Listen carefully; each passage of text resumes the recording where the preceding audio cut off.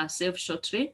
Then we will have a guest speaker after that, who is Dr. Kabue, and Dr. Kabue will be helping us to see how do we apply these concepts of mainstreaming, disability mainstreaming in women political participation. So in practice, that is what Dr. Kabue will be taking us through. After that, we will move on now to transformational leadership that I have just mentioned about, and Professor Catherine will be taking us through that particular module on transformational leadership, which is our module number 8. After Catherine's presentation, we will have a guest speaker who is Professor, I'm sorry, I've forgotten the name, but I will pick it up, sorry for that. So we will have a guest speaker to speak about transformational leadership in practice. Then after lunch, we will give opportunity to Dr. Barasa now to share his experience, pick up any questions for the day, for his session that participants might be having now. Then we will move straight to personal development plan. As I mentioned also earlier on, kindly keep reflecting on your personal development plan, because this afternoon we want to see how far we are, if we are encountering any challenges, if people or participants here and readers here have been able to start populating that template. And kindly, if you haven't received the template for whatsoever reason, let us know on the chat, because then you need that template for you to be able to move together this afternoon and even tomorrow. So thank you so much for that. And that's a lineup of activities for day 4 of Academy 2. So allow me now to welcome Honorable Caroline to take us through the very first session on disability and mainstreaming in women political participation. Karibu sana mheshimiwa. The floor is yours. Thank you, Daktari. Good morning, everyone. Good morning. My name is Caroline Agwanda. I am a woman with a disability. I'm married, I have a family. Currently, I work with the county government of Kisumu as an advisor to the governor of Kisumu in regards to disability issues, women issues, and youth. I am a former member of County Assembly that was representing people with disabilities in Kisumu. And I was the first nominated member of County Assembly who came up with the county model law. And being the first nominated member that also tabled 21 motions that were passed. I am a member of World Assembly for Women with Disabilities. I represent Kenya in that advisory board. It's in Seoul, Korea.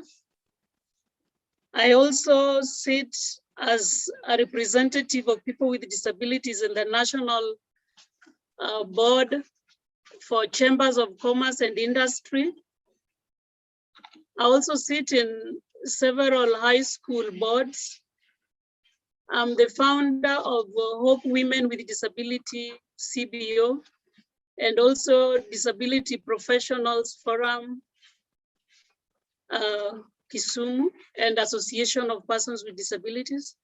And lastly, I'm a member of the disability movement government agency called National Council for Persons with Disabilities. For Model 10, the objective of Model 10, one is for you to understand the relevance of disability mainstreaming for women political participation. 2 is legal framework for mainstreaming disability for women political participation. 3, obstacles limiting women with disabilities participation and representation in politics. Then 4, strategies for effective participation of women with disabilities in political process. Overview is activity 1 is to understand disability mainstreaming. And as I've said earlier, the legal framework as an objective, then disability mainstreaming in politics, then we go to obstacles or barriers to disability mainstreaming, then lastly, the strategies for mainstreaming disability in politics. I think Rachel and Lillian have got my presentation. Kindly project it. So we'll start by defining what disability is. Kindly, before you project it, I would want to request to know from the participants, can you kindly define what disability is? Anyone interested to define what disability is before I give my definition? Please go ahead to define it.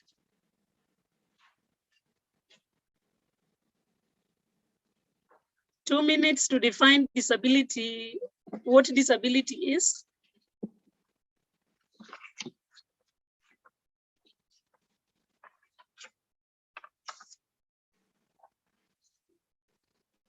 Is there anything on the chart in regards to disability? Thank you, Honorable. I'm sure they are still processing, so we can give them a minute. Thank you, Doc.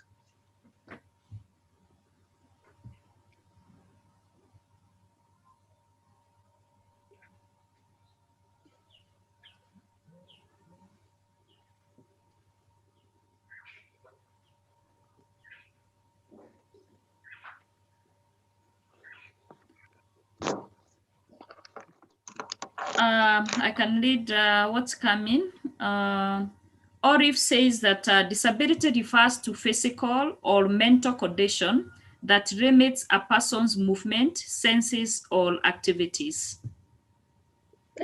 Thank you. Anyone else? That's it for now, Honorable. Thank you, Doc. So kindly project my disability definition. Helen also says that disability refers to condition of being differently abled. Thank you. So we move to the slide.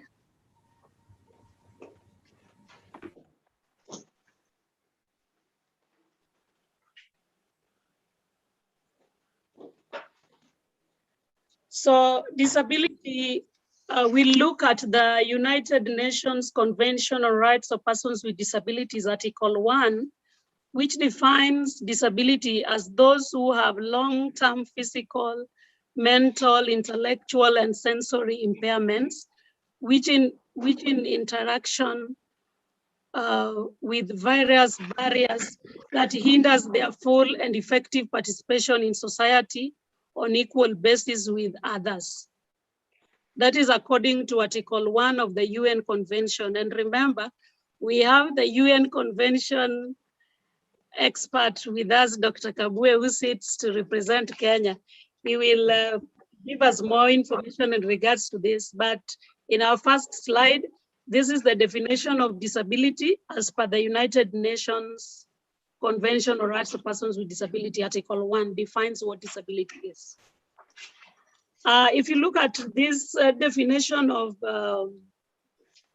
we call it CRPD, allow me to call UN Convention on Rights of Persons with Disabilities as CRPD in short. So CRPD defines relevance of two essential conditions where defining disability includes persons who have long-term physical, mental, intellectual, and sensory impairment. That is the first essential. Then the second one, it defines disability as that impairment combined with barriers. For an example, social barrier, economic barrier, political barrier, or environmental, that prevents a person's full and equitable participation in society. So if you look at the definition in the CRPD, It's the same definition in our Kenyan Constitution, Constitution 2010, also defines disability as physical, sensory, mental, psychological, and other conditions or illness that has or in perceived by significant sector of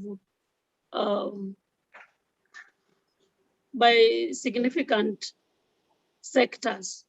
Now, that is what disability is. I would prefer to use the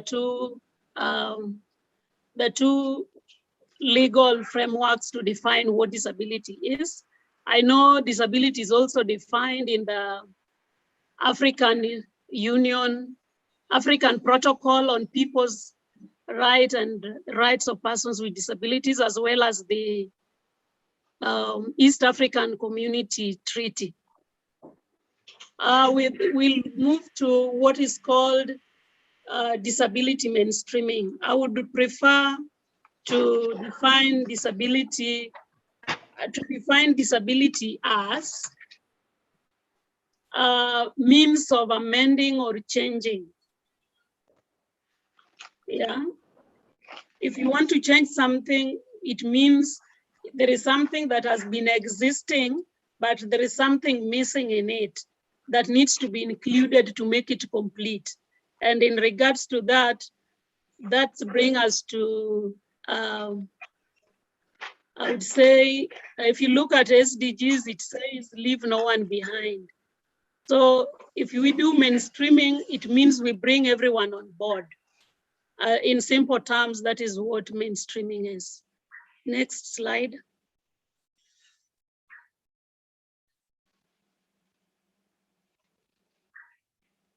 Next slide.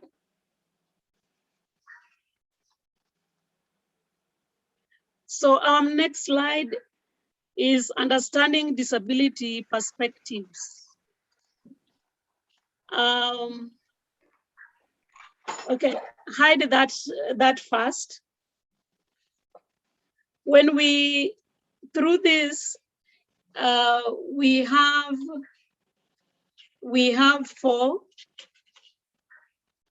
four types of disability perspectives. One is charity model. The charity model, this is the status where people think persons with disabilities should be helped and they live on charity. Yeah, people think that you should be given things, you cannot do it yourself. Yeah, that is the charity model. And the medical model, this is the model whereby health professionals feel that disability, they feel that disability is a problem that should solemnly be managed by the health professionals. That is the medical model. So for an example, if I have, like myself, I have physical disability, then the medical personnel, or especially the orthopedic section, feels that I should be using either crutches or I should be using wheelchairs. They look at it in the medical terms. That is the medical model. Then the social model of disability, this is where, for an example, you are attending a meeting and the meeting is on 7th floor. So socially, the environment is not friendly for a person with a physical disability. It will force me to get people to carry me up to that floor. But if there is a ramp that is put in place, that enables me to move freely and also makes me become independent to do my things. And another example is when you are holding a meeting without a sign language interpreter, yet there are deaf participants in that meeting, or you're holding, let's say, any meeting. If you look at the Constitution of Kenya, it states that we have 4 languages in Kenya. That is Kenya Sign Language, Braille, English, and Kiswahili. Therefore, it's mandatory for any public meeting to consider the 4 languages when having a session. For the visually impaired, especially, let's say you're having your website as an institution, but you don't have the computer software that enables the visually impaired to read or access your website. That becomes a challenge. So social model is the belief that disability is as a result of interacting with what makes you interact, what hinders you from interacting with the society. I think I've given an example in regards to that. So we move to the next one, that is the last one, the human rights. No, the last slide, the last point on the same slide. That is the human rights model. This is a belief that persons with disabilities are equal to any other person, and disability rights are human rights. This is clearly stated in the UN Convention on Rights of Persons with Disabilities, as well as the Universal Human Rights Declaration. Next slide.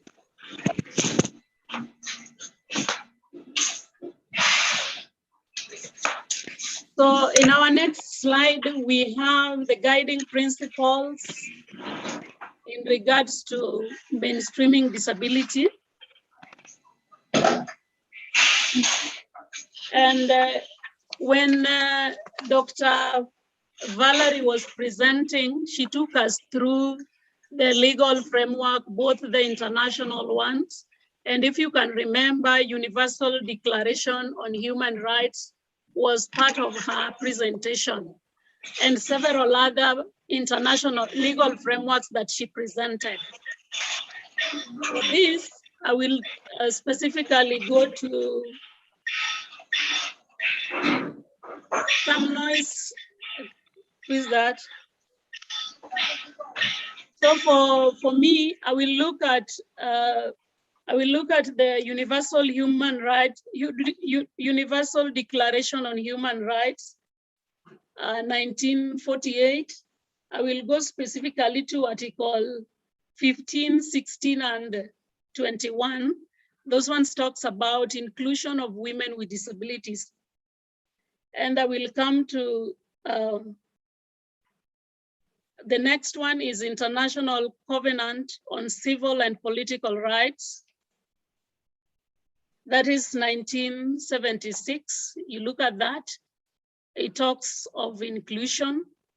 I will go to International Covenant on Economic, Social, and Cultural Rights.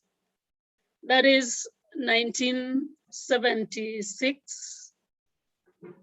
And I will as well go to Convention on the Elimination of All Forms of Racial Discrimination. That is 1966. I will as well go to Convention Against Torture. Convention on Elimination of All Forms of Discrimination Against Women, that is CEDAW. I think everyone knows that. Then for CEDAW, I will specifically look at General Recommendation number 18A, B, that talks about inclusion of women with disabilities. Yeah. Then I will look at the UN Convention, the CRPD, specifically Article 6. Article 6, I will as well look at paragraph 16, paragraph 16.5, and look at Article 28, paragraph 2B, and general comments number 3 in our UN Convention. I will also look at the CAT, Convention Against Torture and Other Cruel, Inhuman, and degrading treatment of punishment. Yeah, I will as well look at Convention on the Rights of Children, of the Child, this specifically for girls with disabilities. Yeah, then I will as well look at, now for girls with disabilities, I will look at Article 23. It talks about youths with disabilities, and in this case, referring to that. Then I will look at the Convention on Protection of the Rights of all migrants, workers, members, and their families, and also look at International Convention on the Protection of all persons from enforced disappearance. Then I will look at the United Nations Security Council Resolution 1323 that was covered by Dr. Valerie. Then I come to Beijing Declaration. And if you look at Beijing Declaration, you look at from paragraph 82K to paragraph 280C, it talks about women with disabilities inclusion. Paragraph 106C, paragraph 178F, paragraph 206K, paragraph 175D. In our Beijing Declaration specifically talks of inclusion of women with disabilities. I will leave the global one at that. We move to the next slide, which talks about the continental legal framework in regards to disability mainstreaming. For continental, we have the African Charter on Democracy, Election and Governance. We also have the African Charter on Human and People's Right on the Rights of Women in Africa. That is the Maputo Protocol. We also have the Marrakesh Treaty, which became into force on 26th in 2016. Then we have the African Protocol on the People's Rights and Rights of Persons with Disabilities. Thank you.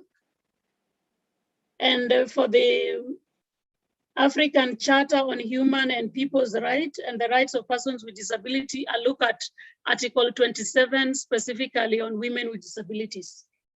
Then bring it to Sustainable Development Goals, as I had said earlier as well. We go to the regional legal framework. For regional legal framework, we look at the East African Community Treaty. Next slide. So we have East African Community Treaty. We look at Article 120C, which talks about inclusion of persons with disabilities. Together with the, we have East African Community Policy on persons with disability.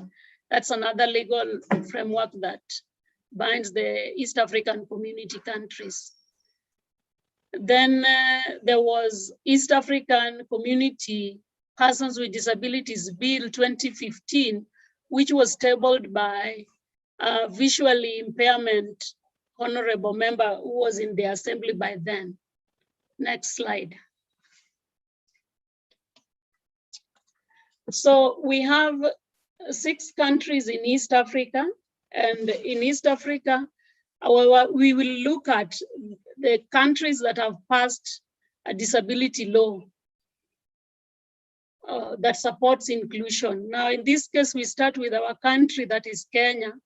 We have the Constitution 2010, which recognizes persons with disabilities clearly, and this If you look at Article 2 of the Constitution, Clause 5 and 6, it talks about recognizes the international laws and treaties that and states that it forms part and parcel of the Kenyan laws. So if there is any there is any gap in disability inclusion, but it's stated in the UN Convention on Rights of Persons with Disabilities or any of those international laws that I mentioned, together with what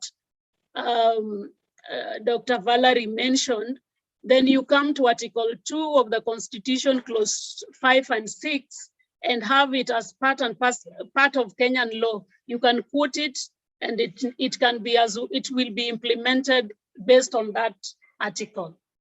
We as well have the Disability Act 203, which is in the process of being amended in Parliament. The amendment was proposed in 2019. We have the National Action Plan 2015 to 2022. This is a government commitment made during the State Parties Conference that is normally held in New York every year. We also have the draft disability policy, which is yet to be tabled in Parliament. We have the county disability laws, and one of the counties that has passed this, that is Kisumu County Persons with Disabilities Act. We have Nairobi, we have Meru, we have Nakuru, we have Bungoma, we have Kakamega, and many other county disability laws that have been passed. We as well have inclusive education policy. We have the social protection policy. We have the mental health policy, and many others. We go to Uganda, their constitution recognizes persons with disabilities, and they have a national policy on persons with disabilities. With Tanzania, the constitution also recognizes PWDs, and they have PWDs Act as well as the policy. South Sudan constitution recognizes PWDs. They have national disability and inclusion policy, inclusive education policy as well. Burundi, they don't have any legislation in regards to disability. That's something that can be worked on. Then Rwanda, their constitution recognizes PWDs, and they have social protection policy as well as the strategic plan in regards to inclusion. Next slide. So we come to Kenya. I just mentioned earlier that we have Article 2 of the Constitution, Clause 5, which recognizes international laws as part of Kenyan laws. Clause 6 of Article 2 talks of the treaties, conventions that were ratified by the Kenya shall form part of the Kenyan Constitution. You look at Article 9, Clause 1, 2. This gives 3 special seats for political parties. You look at Article 27, it talks about non-discrimination. Clause 6, 8. Article 54 of the Constitution talks about disability. Article 57, Article 55 talks about youths, and 56 talks about minority groups. It proceeds, you move on up to Article 97, which talks about the 47 positions for women. And in regards to that, we expect to have women with disabilities participating in elective position as women reps in our 47 counties. We already have one from Kajiado, who was elected as a woman with disability. Nominations of persons with disabilities is in Article 97C, which also gives opportunity to youths and workers to be nominated in the National Assembly. And you look at Article 98, it talks about the composition of the Senate. Article 98B talks of 16 women nominated by political parties to the Senate.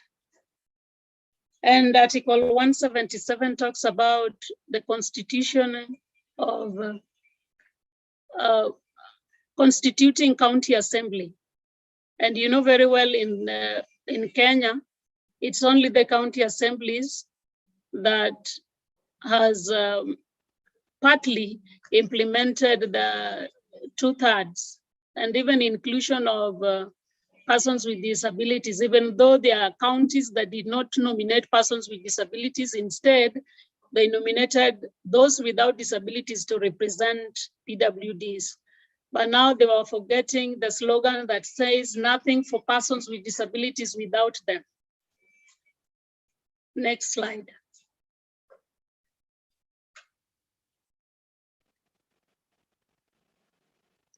Next slide.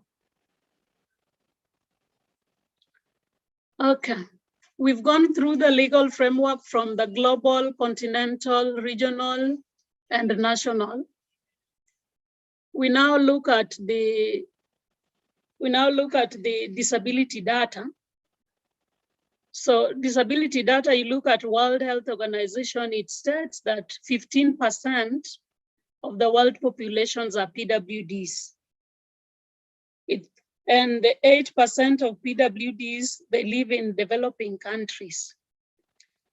Women and girls with disabilities represents more than half of all PWDs globally. And you find that women have got higher prevalence than men, which is 19.2% compared to men, well, that is 12% of men with disabilities. In Africa, as per the World Health Organization, it states that 40% of African population are persons with disabilities. And this is coming to 300 million PWDs in Africa.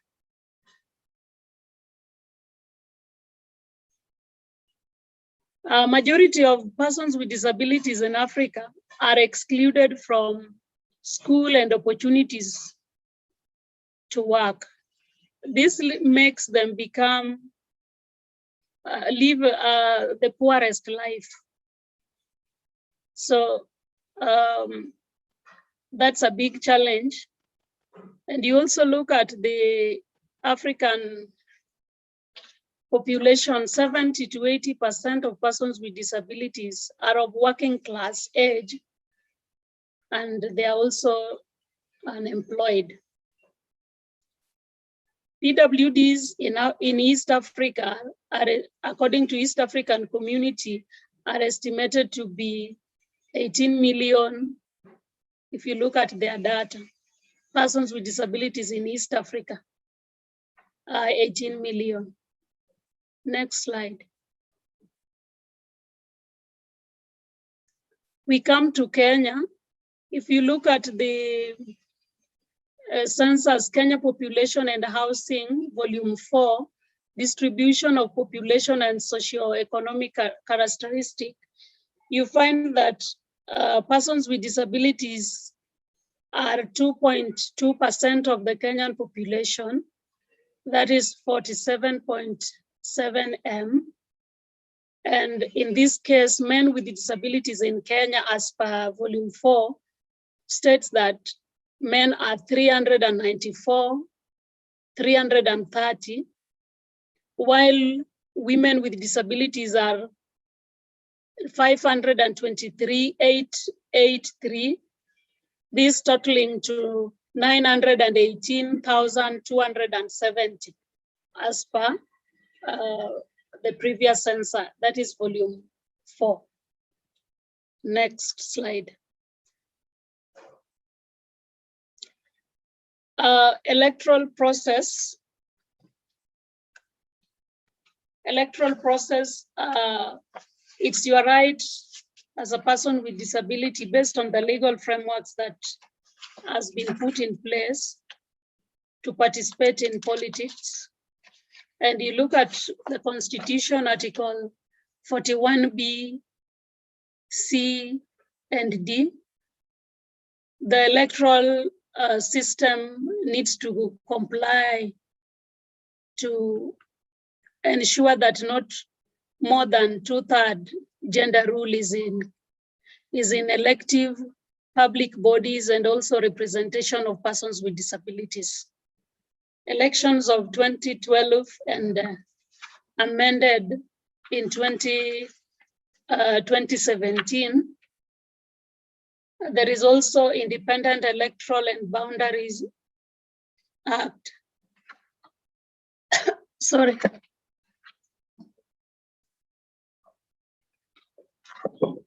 I'm sorry, I might be talking too low because I took some very powerful drugs.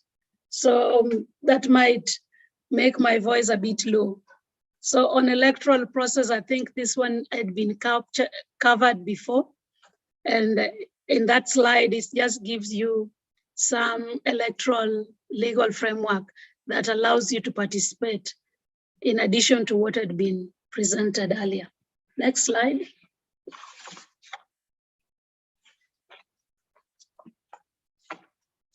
Next slide.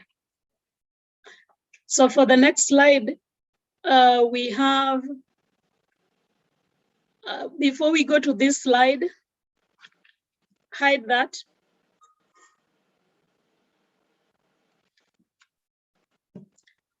So the importance of sharing with you the legal framework as a member, as a woman who wants to participate in political process. One is to help you understand the legal frameworks that exist.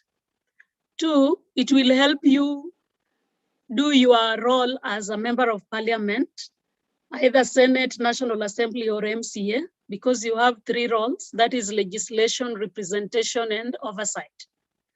So I have a sample of what you need to do. One, the legal framework will help you come up with a motion.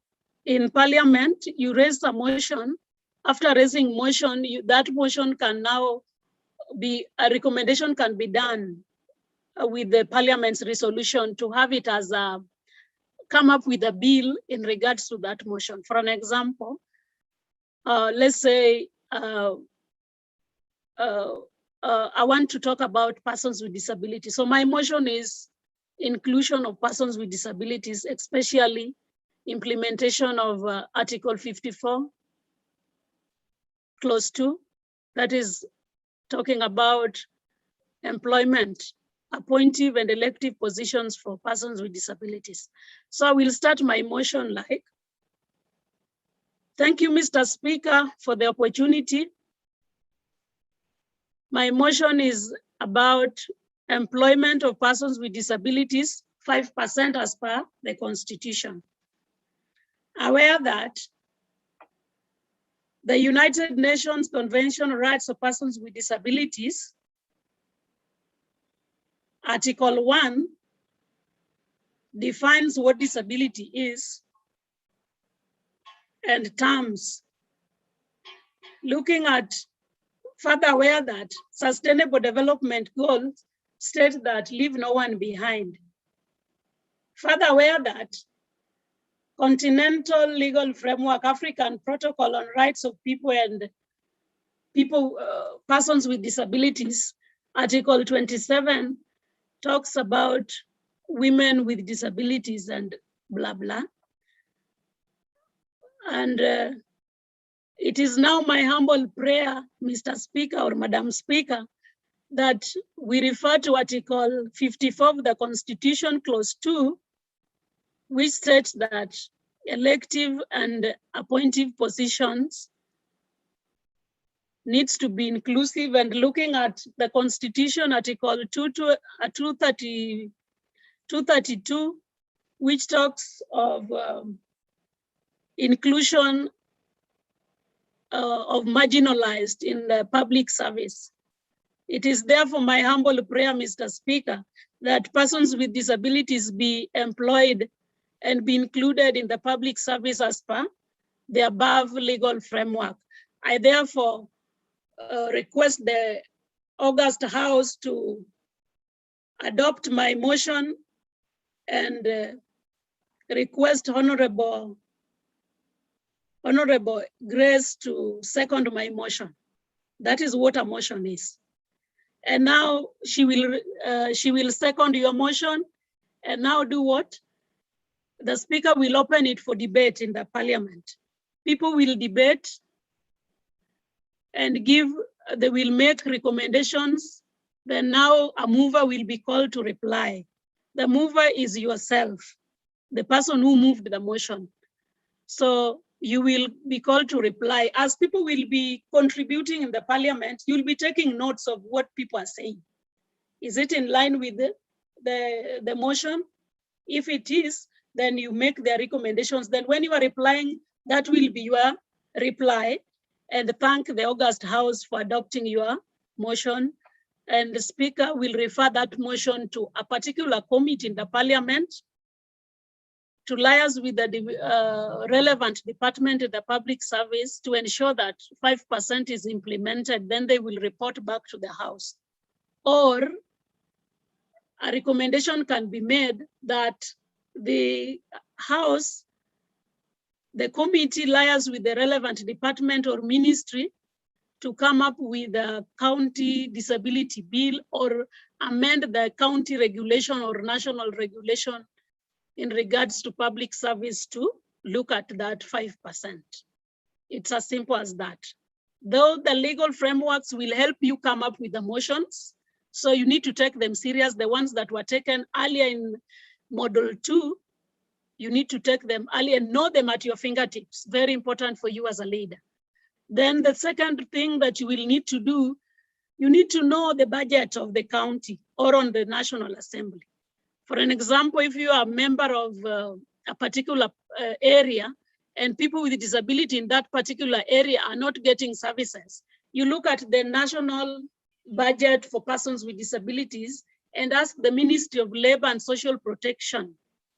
You also need to know the aligned ministries of which every department. For an example, persons with disabilities falls under the Ministry of Labor and Social Protection. At the county, they falls under Department of Social Services. So you raise a question. I would want to know, Mr. Speaker, in the last budget, persons with disability had a budget of 50 million that was set aside for them. I would want to know from the chair of social services to tell us what the Department of Social Services have done in regards to the budget that was given. Because I'm raising this question because people with disabilities don't have mobilities. Some of them can't get bursaries to schools. Caregivers of children with disabilities are experiencing challenges. So I want to know whether the cash transfer is also given to them as was budgeted for. Thank you, Mr. Speaker. The Speaker will refer that statement to a particular committee. The committee will call the minister in charge of that department to come and explain to them. It will be communicated to the minister by the clerk's office. Then the report will be given to clerk's office, or the minister will appear in person to the committee, and the report will be done after the interview with the engagement with the minister, then reported back to the committee. The committee will now table the report in the House. Then if you are not satisfied with the report, then you now tell the Speaker, I'm not satisfied with the report based on 1, 2, 3. You also have to be factual with your statement. You must have facts before you table any statement in the House. That is, when you are tabling a motion, you are representing your people. when you are tabling a motion, you're also coming up with legislation aspect. Then oversight, when you raise a statement, you are checking on the use of funds or programs that are there for persons with disabilities or a particular group that you are representing as a leader. So that's the importance of having, getting to know the legal framework. And when you are bringing your motion, you first start it with the global aspect. You look at it globally. You bring it to the continental, regional. So when you raise statements like that in parliament, people will see, oh, she's she's informed, yeah? Because some will be elected in parliament just to be seconding motions. Remember, you are not elected there to be seconding. You must create impact and you must leave a legacy. You can only leave legacies or create impact based on the legal framework that you know. And in that case, you can as well come up with, after doing the motion, you can do public participation with the category that you would like, you'd want to address their interest. For example, you want to come up with the maternal bill. Then you engage women, yeah, and ask the government have got Kenya Law Reforms Commission that has the mandate to draft bills on behalf of the government. Then now your county or yourself, you work with them to help you come up with a bill.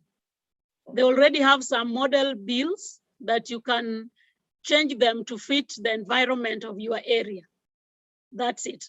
Now, based on the legal framework and definition of disability, together with mainstreaming and the Kenyan laws that supports inclusion, we now come to what is called the obstacles or barriers to equal participation of persons with disabilities. I will mention some, then after that, you will give us more. Yeah. Is it okay?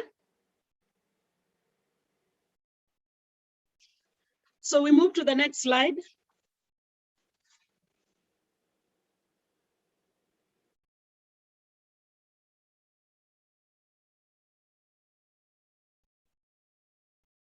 So one of the obstacles that hinders equal participation, political participation, is lack of social support. Support from your family or the society. This becomes a challenge. Like, I might show interest to vie, but my husband is not willing to support me, or my friends, or your network, because social support is key. This is where you'll start getting resources to do what? To start your campaign. They will also be your ambassadors to sell you to other people. There is education gap. Some women with disabilities were not able to go to school based on their disability. Maybe they did not have, their parents did not know where to take them to when they became disabled, or there was no proper sensitization in regards to disability that could enable them to take them for disability assessment, then from there take them to school. So you find people with disabilities, some of them start school at 15 years, whether 15 years or some at 10 years is when they join the ECD class. Some don't even go to school. So there is education gap that needs to be filled. And I know there are people with disabilities who've also gone beyond this. They're like Dr. Kabwe would say, he's my mentor and a role model. He's really mentored me and guided me in coming up with the Disability Act. Several motions that I tabled, it was through his guidance. So despite being disabled, he has several doctorates. He has several degrees, and he will give you his CV, but he's a very simple guy. I know there are also women with disabilities who are doctors. There are also women with disabilities with several degrees and are still ongoing classes for the next level. So for those who are not able to get education, maybe because of poverty. I think it can be filled through capacity building or different other programs, or take them back to school.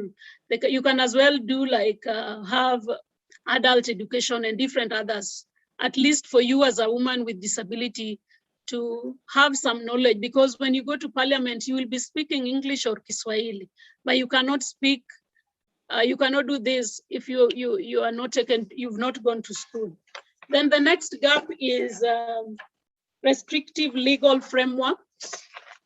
Yeah, in this case, the restrictive legal frameworks, we are looking at laws that are passed by parliament, which are not inclusive, not talking about, move to the next slide, please, which are not talking about persons with disabilities. Yeah, so let's say if electoral act is not talking about participation of persons with disabilities, then it becomes restrictive. But now it's against the law, again, against the constitution, because the constitution is clear on inclusion of persons with disabilities. Okay, for an example, voting areas, if also the legal framework is also not talking about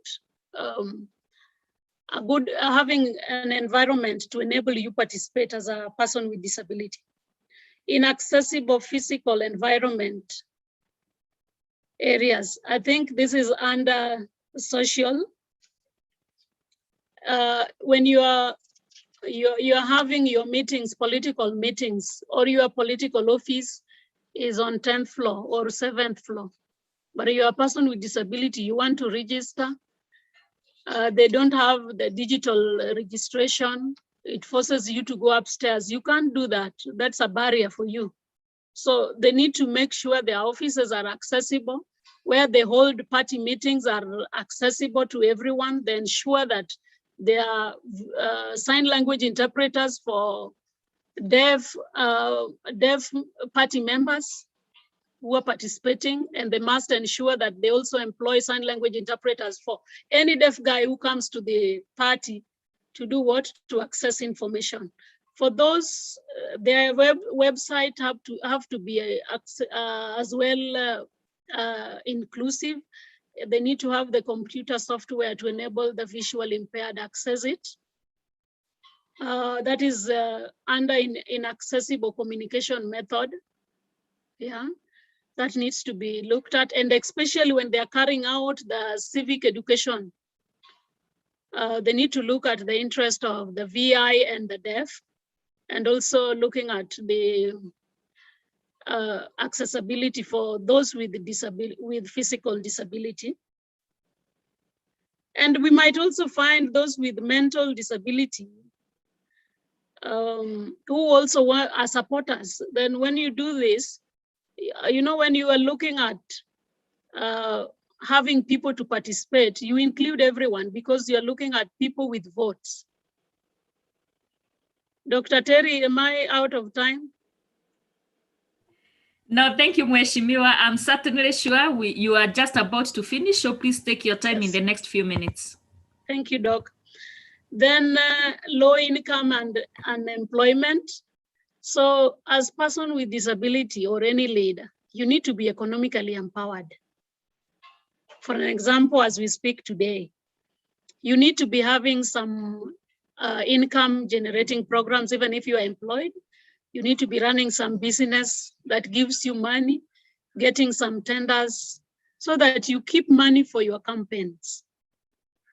And you also need to network with other organizations to make you be visible in your programs, or that you can work with that organization to make you give programs to these people so that they are empowered and they will be ambassadors to sell you. Let's say with an institution, let's say IEBC, they have inadequate staffs.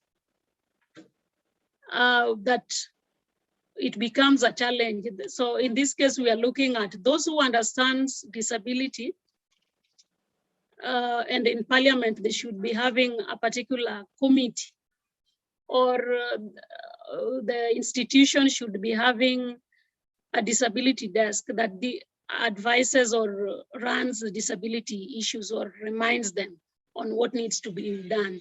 We also have the multiple layers of discrimination.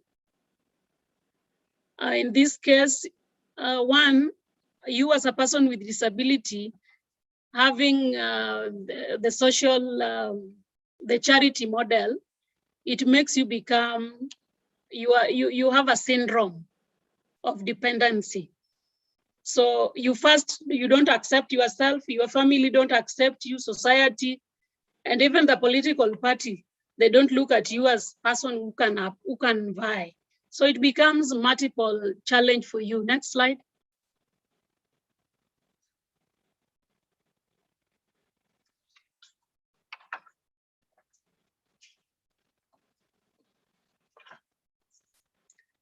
So your group work, you will share with us some of the barriers that hinders persons with disability, especially women with disabilities, to participate in political process.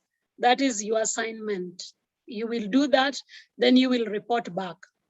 Now we move to strategies for effective participation of women with disabilities in politics.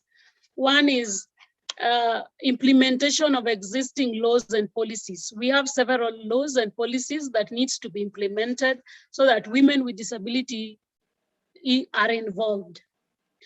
Women organizations should as well recognize women with disability. For an example, FAWE, you've done exemplary well by bringing on board different types of women with disabilities to participate in this Academy 1 and Academy 2. This is quite commendable. Others should copy what you are doing, and I'm very impressed with the facilitators as they were presenting. Their presentation was very inclusive. You would find they do their presentation even on communication, on legal framework, the introductory part. They were talking of leaving no one behind. So, and this is what needs to be done everywhere. And women with disabilities should also have positive attitude towards the society. There are some with, I would say, they have what is called PhD, pull him or her down. Whether you are doing good, they will talk negative things about you. You need to be very focused, be somebody, look at things positively and look at solutions of problems that exist.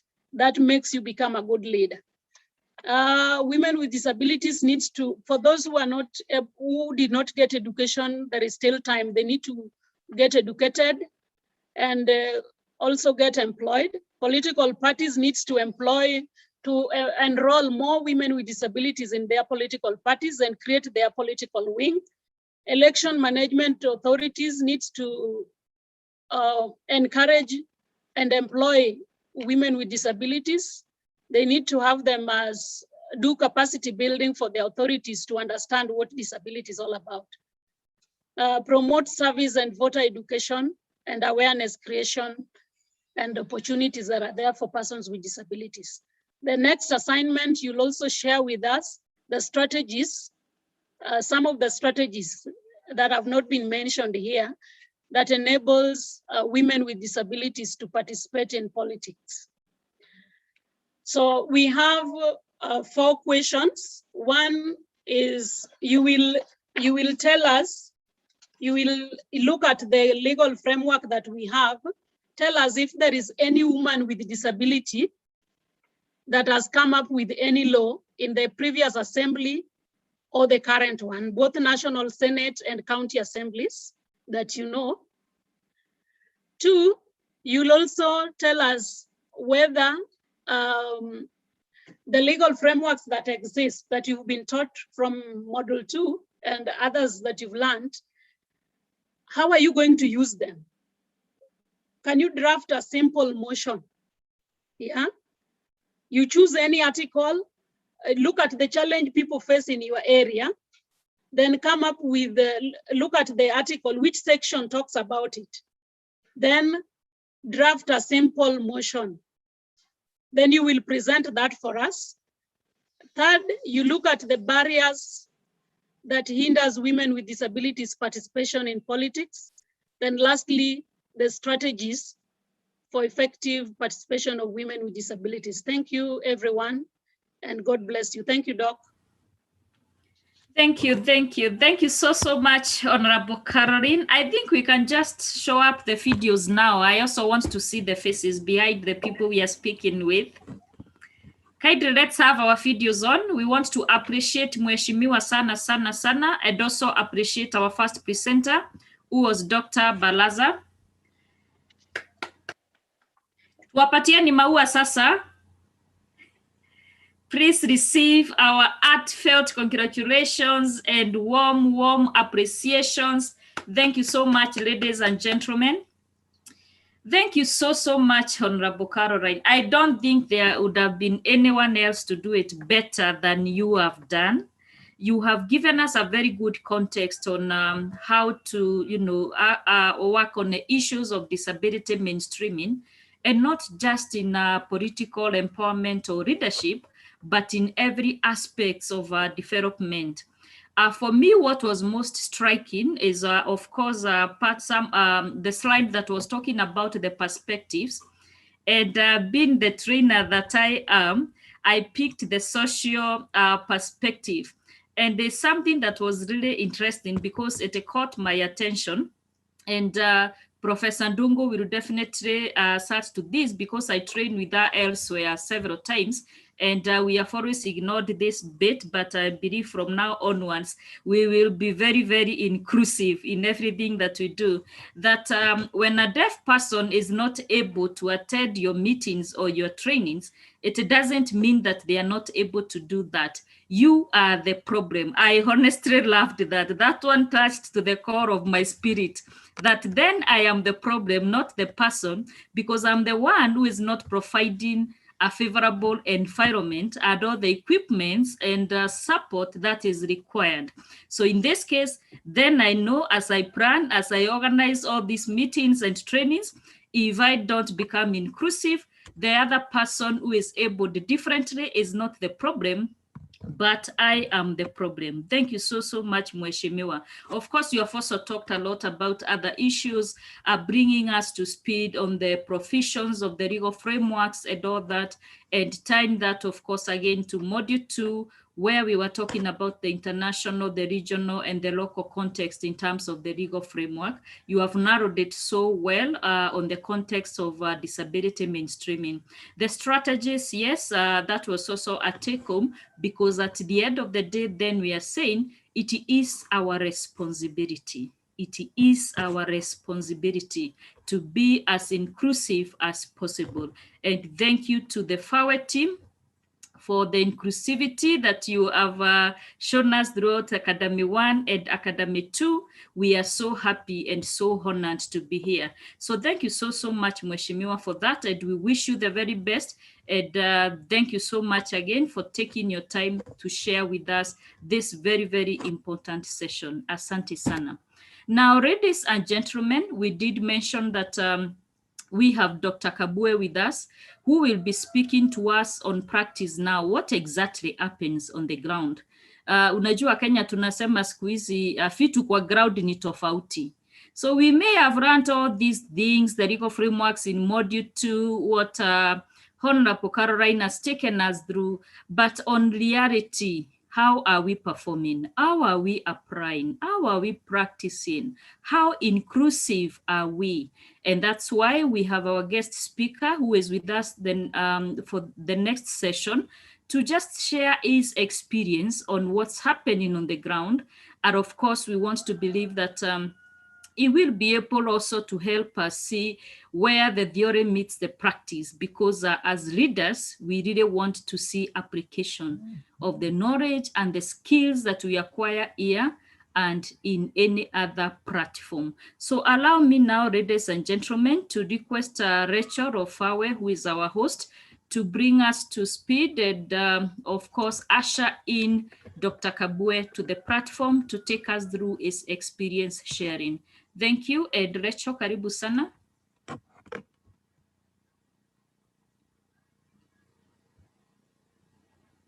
Rachel, can you hear me? Sorry. Yes, I can hear please. you. I was still please. muted. Good morning, colleagues, and thank you so much. Today I'm having a little challenge with my video, but I'm working on it. I hope you can all hear me. Yes, we can, Rachel. Thank you. Yes, all right. Thank you so much, colleagues, and we are happy to have all of you join us this morning to continue in this discussion. And we are happy that the Academy is picking shape. Today is our day 4. We are almost on our final day. And we thank God for giving us this opportunity. And one of the things that is very, very, very key is that for this Academy, and I thank Honorable Carol Agwanda, because when she came into the team of facilitators and the team of presenters, she brought in an aspect that, yes, you're doing an academy, but where is the voice of the women with disability? And this was something that she always brought out to us in our meetings in terms of just working on the manual, engaging with the manual developers, having all the meetings that we went back and forth as you were working on this academy manual, the team of consultants. That is something that she really echoed over and over again. And we cannot thank her enough for ensuring that this academy manual really has one module that is very inclusive and ensuring that the voice of women with disability is not left out. So thank you so much, Honorable Carol Agwanda. And today we are honored, and as we have been working on this academy and bringing in our guest speakers, today we are happy to have Dr. Samuel Kabwe. Dr. Samuel Kabwe is a very close, he works a lot and ensures that the mainstreaming of disability issues are not only done at national and at regional level, but also where he sits at the United Nations Committee. So Dr. Samuel Kabwe, we are honored, we are very much honored to have you this morning, and for taking in your time and taking in your commitment. I remember when you were engaging yesterday, and within a very short time, I mean, I have never engaged a facilitator who responds in a record of less than 10 minutes, colleagues. This, for me, just engaging with him and following up, made me realize that there's passion in what he's doing. And we are so excited to have you here today, because I know, as we say in the academy, where the practice meets the theory. And we are looking forward to hearing from you and learning from you. And just to bring you to speed, is that in our academy, we have 35 participants from all over the country.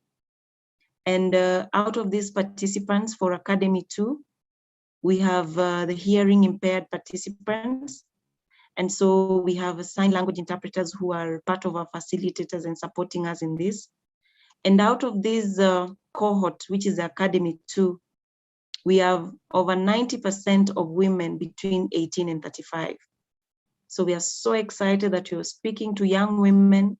We're speaking to young women who not only want to make a difference for themselves, but also who want to make a difference for our country and the constituents in which they're all looking forward to vie in the next general elections. So Dr. Kabwe, you have the floor. Thank you so much. We are so excited to have you, and we look forward to hearing your deliberations. Thank you. You have the floor. Thank you very much. I am requested to really dwell on the practical aspect of the whole question of mainstreaming and participation in the political processes but with specific reference to women with disabilities. And I'm glad to be talking to younger women because we have come from far and we haven't reached, but we have now a generation of young women who can be mentored and who can be stimulated to be able to participate in political parties and in political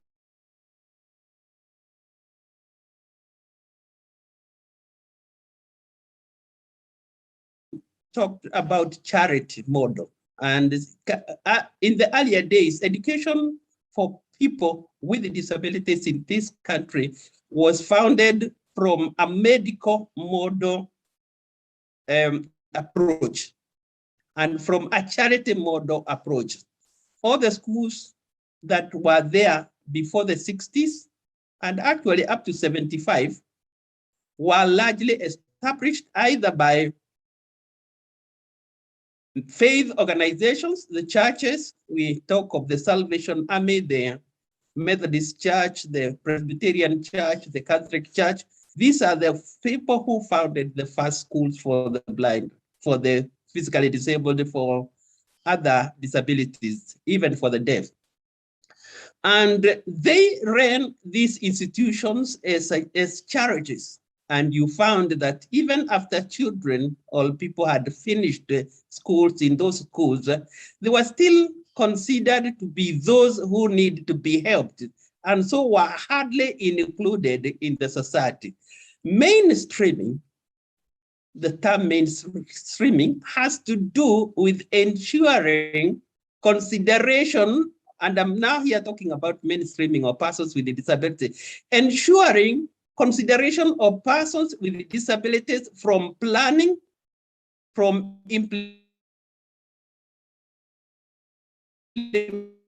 implementation, or of development programs, or whether we are talking of political activities and so forth. And that is where we began. When you begin with a situation where a lot of us were considered as objects of charity, and even in those institutions, we were not given an opportunity to speak, you expect what kind of people we grow up to be. And we are glad that education is changing. And we have come to, for instance, Caroline talked about, somebody else is talking. No, even Is it me who is talking? Sorry, Dr. Kabue, for that. Sorry. Colleagues, Yes. kindly mute. Please, sorry for that distraction. Please go ahead. Yes, I was saying when you have grown up from that kind of a background of charity, you expect what kind of a person you grew up. You grew up as a person who is conflicted with the charity model, expect to be given. You grew up with a person, is conflicted with the stigma. The society haven't seen you. You have gone into a boarding school where they don't know what you do. When they see you, they don't know whether you can do what they do. And so when we have come now to what Caroline talked about, the learners with disabilities policy that has come up in Kenya, and the move towards inclusive education, this is now the beginning of a proper upbringing of persons with disabilities. May I also say, especially women with disabilities, children, girl children with disabilities, have also problems at home because quite often they are brought up in two models. Either they are overprotected or they are neglected. And these both have the same consequences. If you are protected, you are refused to mix up with the other people, even be told that you can go to a school, it becomes a problem. If you are neglected, nobody thinks about you going to school.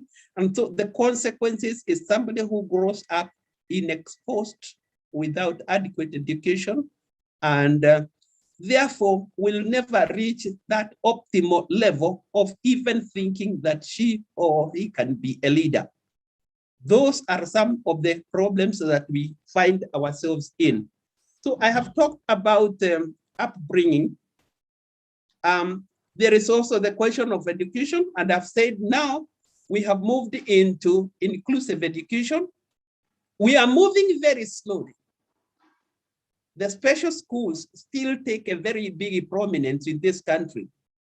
And I know some of our disabilities require that we be in these special schools because there isn't even enough resources in the integrated school where you need to go to school with your siblings, with the other children that you play with during the day, so that you grow knowing each other. They grow knowing your capacity. So inclusion brings about familiarity, understanding, and therefore acceptance. And as long as we remain excluded, we remain strangers, we remain people whose capacity is not known, and therefore we cannot be expected to take leadership. So lack of recognizing the evolving capacity of children with disabilities has been a big problem, where these children, everything is done for them. You don't see them growing. You don't give them opportunity for self-expression. And therefore, they don't grow knowing that they can express themselves. They can stand for themselves. What are we talking about on all this? Caroline has talked about all this very good framework, and Kenya in particular is endowed with very good framework. She has talked of the 2003 Persons with Disabilities Act, which is being revised, which is being amended. She has talked of the Constitution, and we played a lot of part to bring in those provisions on disability in the Constitution. She has talked of the Convention on the Rights of Persons with Disabilities, and even if we centered still on these ones alone, we have got adequate framework to put us where we ought to be. But are we there? We are not, because one, there lacks adequate awareness raising on the capacity, particularly of the woman with the disability. We are still held up in stigma. We are still held up as people to be helped, and we are still held up as people who should receive what other people give. And this is where now I come to one of the objectives of FAWE, that of awareness raising, and particularly getting the media to reflect women with disabilities in the right in which they should be. Remember, your loss of sight, hearing, or your limbs does not change your personality. It does not change your intellect. It does not change many of the other things. You need to eat like anybody else. You need to go to school like anybody else. You need to be loved. You need to reach optimal level of self-esteem. Disability is only a very, very small part of you. In the first place, you are first and foremost a person. And if you have a disability and you are a woman, you are first and foremost a woman.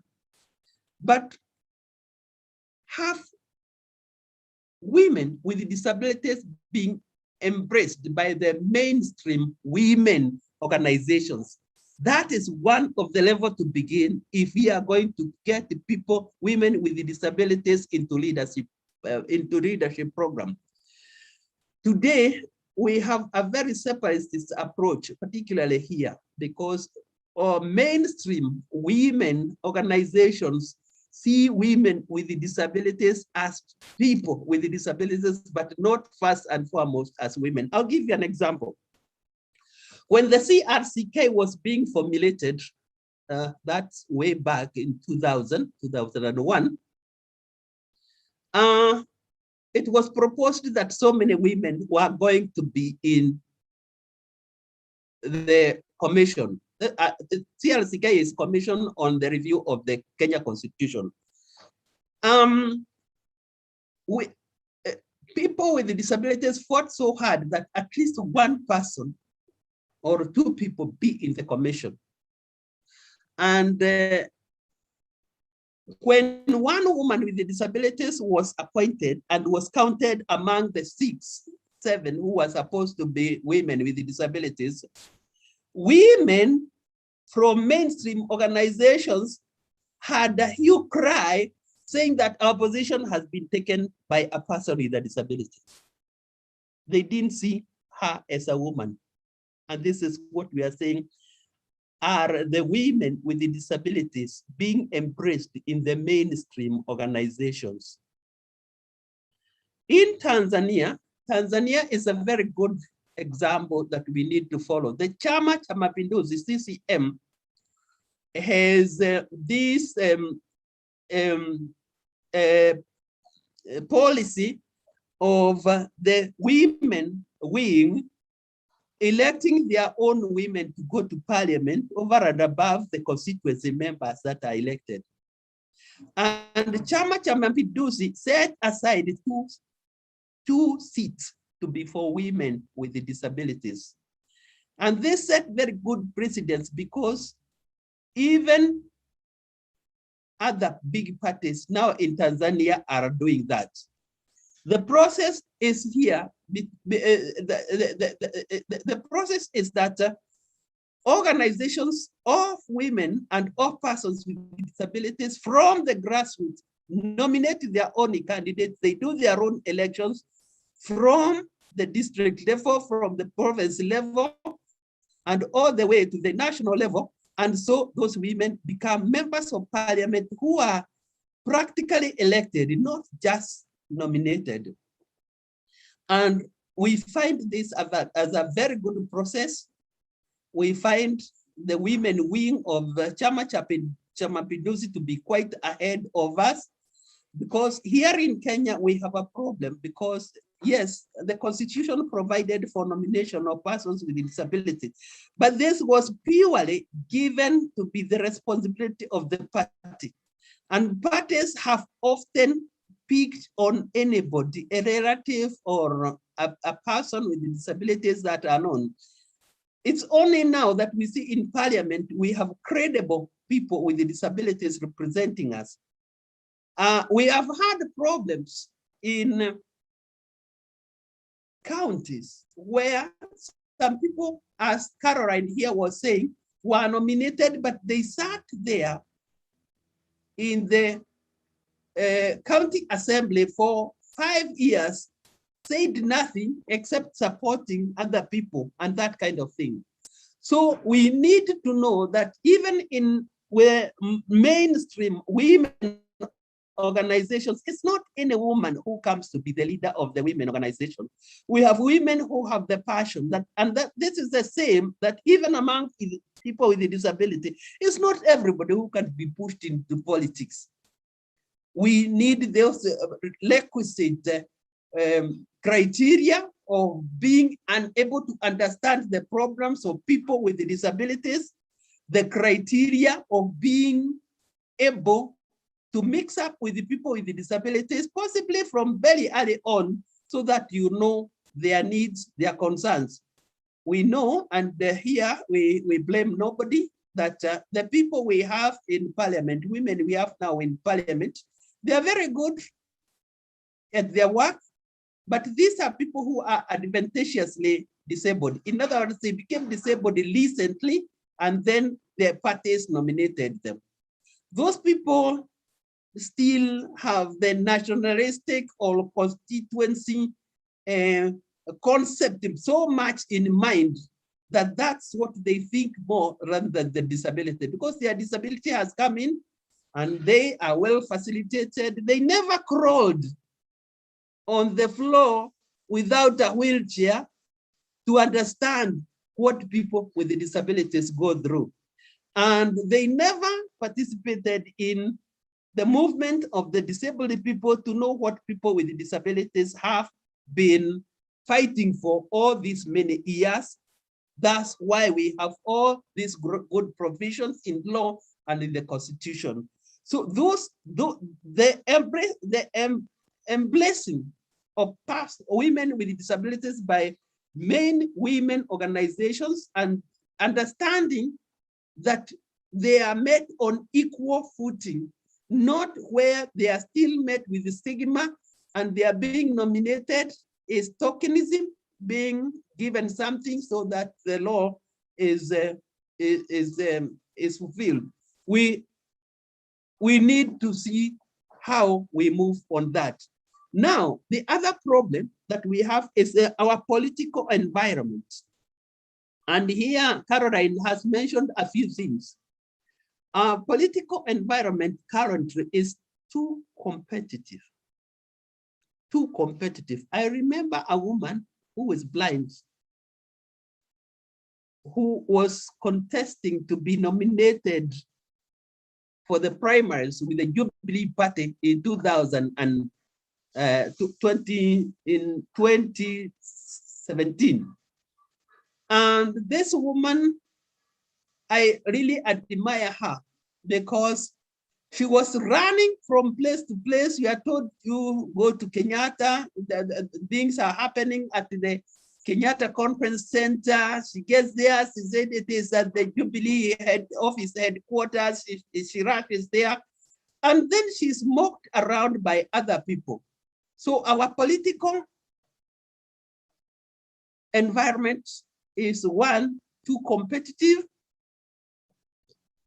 and with people who are not really hardened because of what they have gone through, people who are not adequately exposed to know that they must fight, it's very, very difficult for them to really go into competitive politics in Kenya when they are women. That does not mean that they cannot do, and we are grateful for the nomination because some women have been nominated, and because of being nominated, they have seen that they have the capacity and they have gone out to competitive politics. An example is what Madam Caroline talked about. The women representative in Kajiado was nominated to represent people with disabilities. And after one term, she walked out and campaigned and got the seat. The lady, I was talking with one of the ladies in parliament who has been nominated on persons with disabilities, and she told me clearly she's going for a competitive seat. You know, it means you have, of course, received some resources or gained some resources, so you are able to go around. You have also come to be known well, and so people can support you.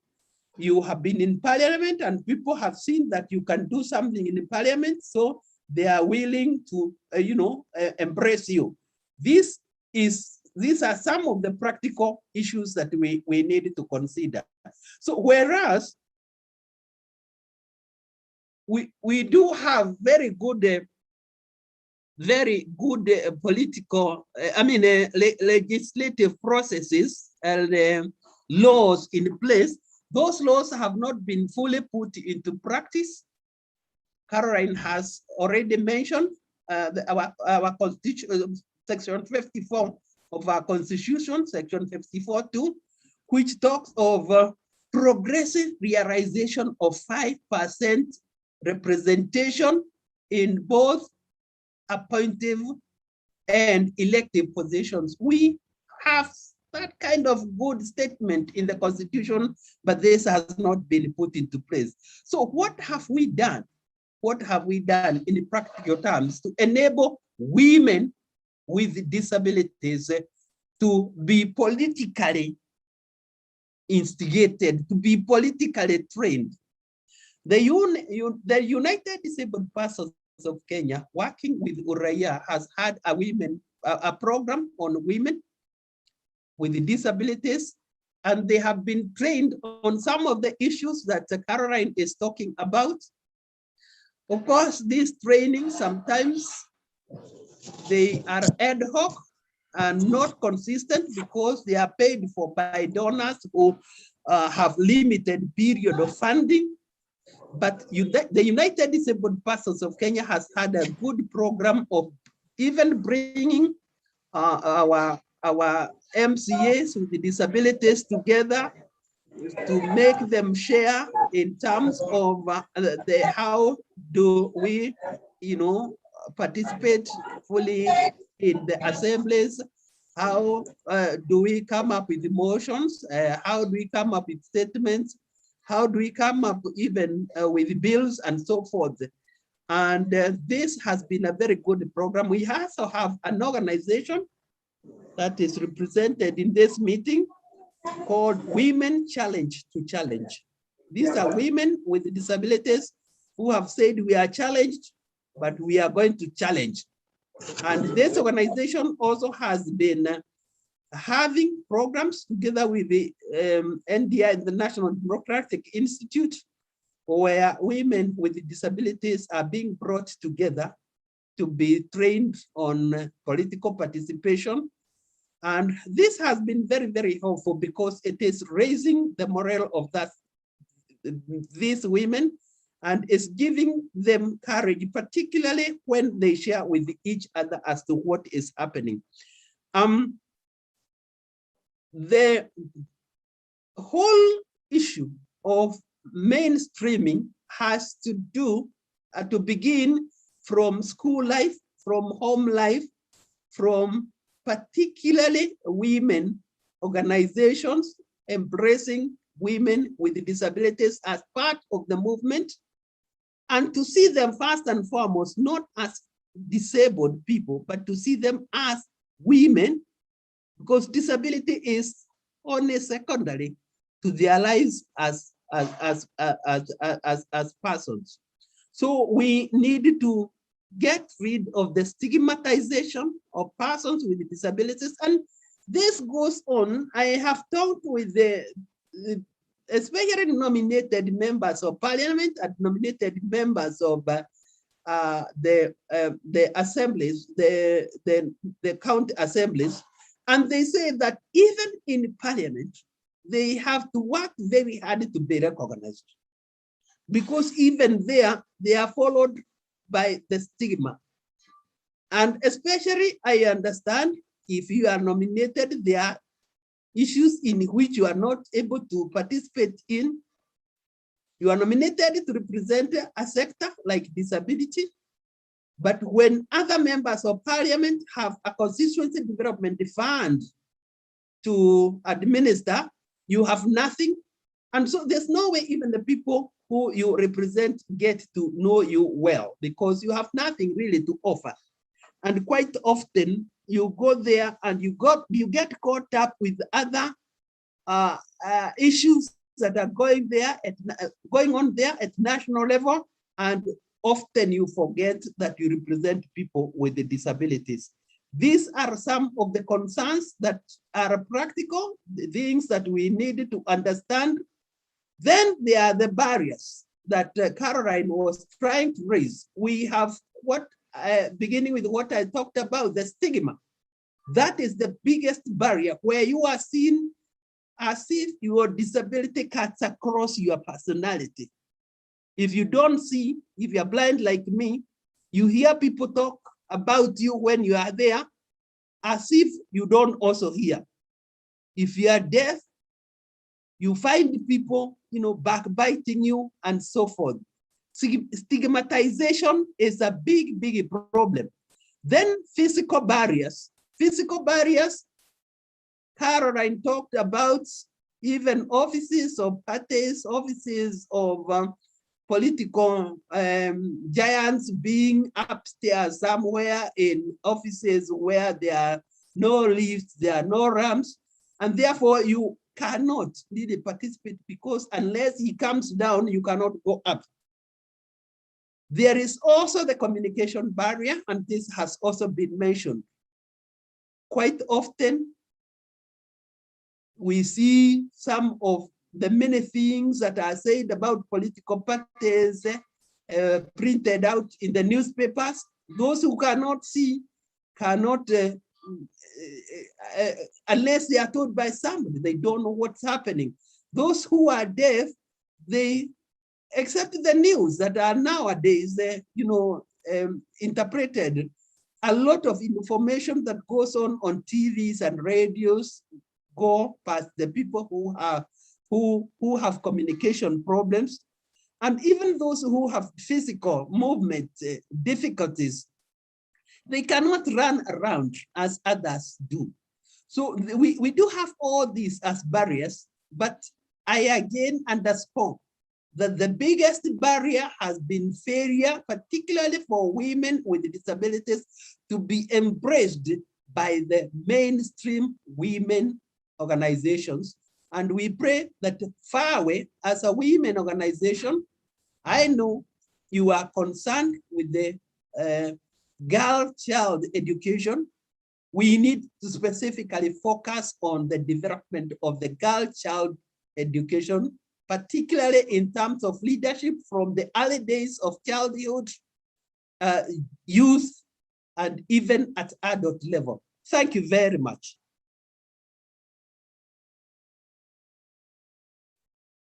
So much. Colleagues, please, please, please, please, please come on board, and let's appreciate and thank Dr. Kabue, and thank you so much, Dr. Kabue. You have spoken to our heart. You have given us the insights in terms of what exactly to do. And I'm sure the women who are being trained here to get in those leadership positions are geared, and they will know exactly how to tap into that resource to ensure inclusivity. Oh, we thank you so much. And thank you for creating time, and thank you for really bringing that very important aspect that we really need to focus on. So thank you so much. We appreciate you, and we appreciate you, and we celebrate you for the work that you're doing. I don't know if you could just probably speak about the work that you do, just briefly sharing with us, Dr. Kabue. I don't know whether that will be okay. I think that's okay. Please go ahead. We want to hear, and we want to see how to tap into that resource. And I like the fact that you've called on to FAWE to really ensure that in our mainstreaming education, in our work with education for girls, then we also bring out that aspect of girls with disability and really forging for them and fighting for them. So kindly, please, maybe in a few minutes, just speak to us about the work that you do. Go ahead. Thank you very much. Thank you very much. Maybe if I go back to my background just a little for you to understand. Please go ahead. Very shortly. Mm-hmm. I lost my sight at the age of 16. I was just in the beginning of my high school, and I was taken to the blind school to the school for the blind in Thika. And one of the things that, puzzled me a lot there is this kind of helping attitude. Because at that time, the Salvation Army Secondary School was new. We were the first lot.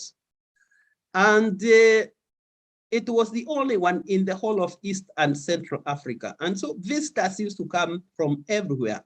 And what used to disturb me most is the attitude of the people who were working there. The cook, and I remember him very well, when visitors came, he would talk of, we are helping these children. And I wondered, could this man not have been cooking in another school somewhere? Why does he talk of helping? Does he do it? And I thought that was making children grow with that kind of attitude of people to be helped. Mm-hmm. Anyway, I managed to go through there, and I went back to the main school education. I took my further education in main school. I went to Thika High School, you know Thika High School, not the one for the blind, the other one. And then to the university. And after university, I decided to join the Union of the Blind to really campaign on the recognition of persons with disabilities. Of course, I first became a teacher, and then after that, I worked in various other aspects. I later became the director of advocacy unit at the National Council of Churches of Kenya. And there I started a program on persons with disabilities on inclusion in the churches. And we formed inclusion committees all over the country within the structures of the National Council of Churches of Kenya. And those structures still remain. That's how I came into contact with people like Caroline Agwanda. And we have walked with her all that journey. After that, I left the National Council of Churches of Kenya after working with them for 13 years. And I joined the World Council of Churches. Again, I was invited to establish a department that was going to deal with inclusion, participation, and involvement of persons with disabilities in social, economic, spiritual, as well as development life of the church. And I did that work for 14 years, working with many organizations of persons with disabilities in terms of the developing of policies, understanding of policies, and I participated in the committee that negotiated the Convention on the Rights of Persons with Disabilities as a part of the Kenyan delegates. And after working with the World Council of Churches, and luckily I was based here in Nairobi. And so I was able to work with a lot of organizations of persons with disabilities around. After that is when the Kenya presented me for elections to serve in the United Nations Committee on the Rights of Persons with Disability. And I was elected for the first time in 2016 to serve for 4 years, renewable once, and on re-election, and I was re-elected again last December to serve for my final 2 years. Now, the Committee on the Rights of Persons with Disability has the responsibility for the implementation and monitoring on the Convention on the Rights of Persons with Disabilities. We dialogue with countries that have ratified the convention to see what they are doing. We invite the countries, they come and we have a dialogue for 6 hours. We then will give guidance where we think these are not going right. And we will commend them where they are doing well. And Kenya, for instance, was reviewed in 2015 and a lot of recommendations were made. We've been trying to help Kenya to follow up on those recommendations. So this is not a full-time job. I go to Geneva twice a year for 1 month each time. And during that time, we would meet with at least 9 member states who bring their delegations to Geneva to tell us what they are doing. We also meet with the organizations of persons with disabilities because the countries will often exaggerate what they are doing.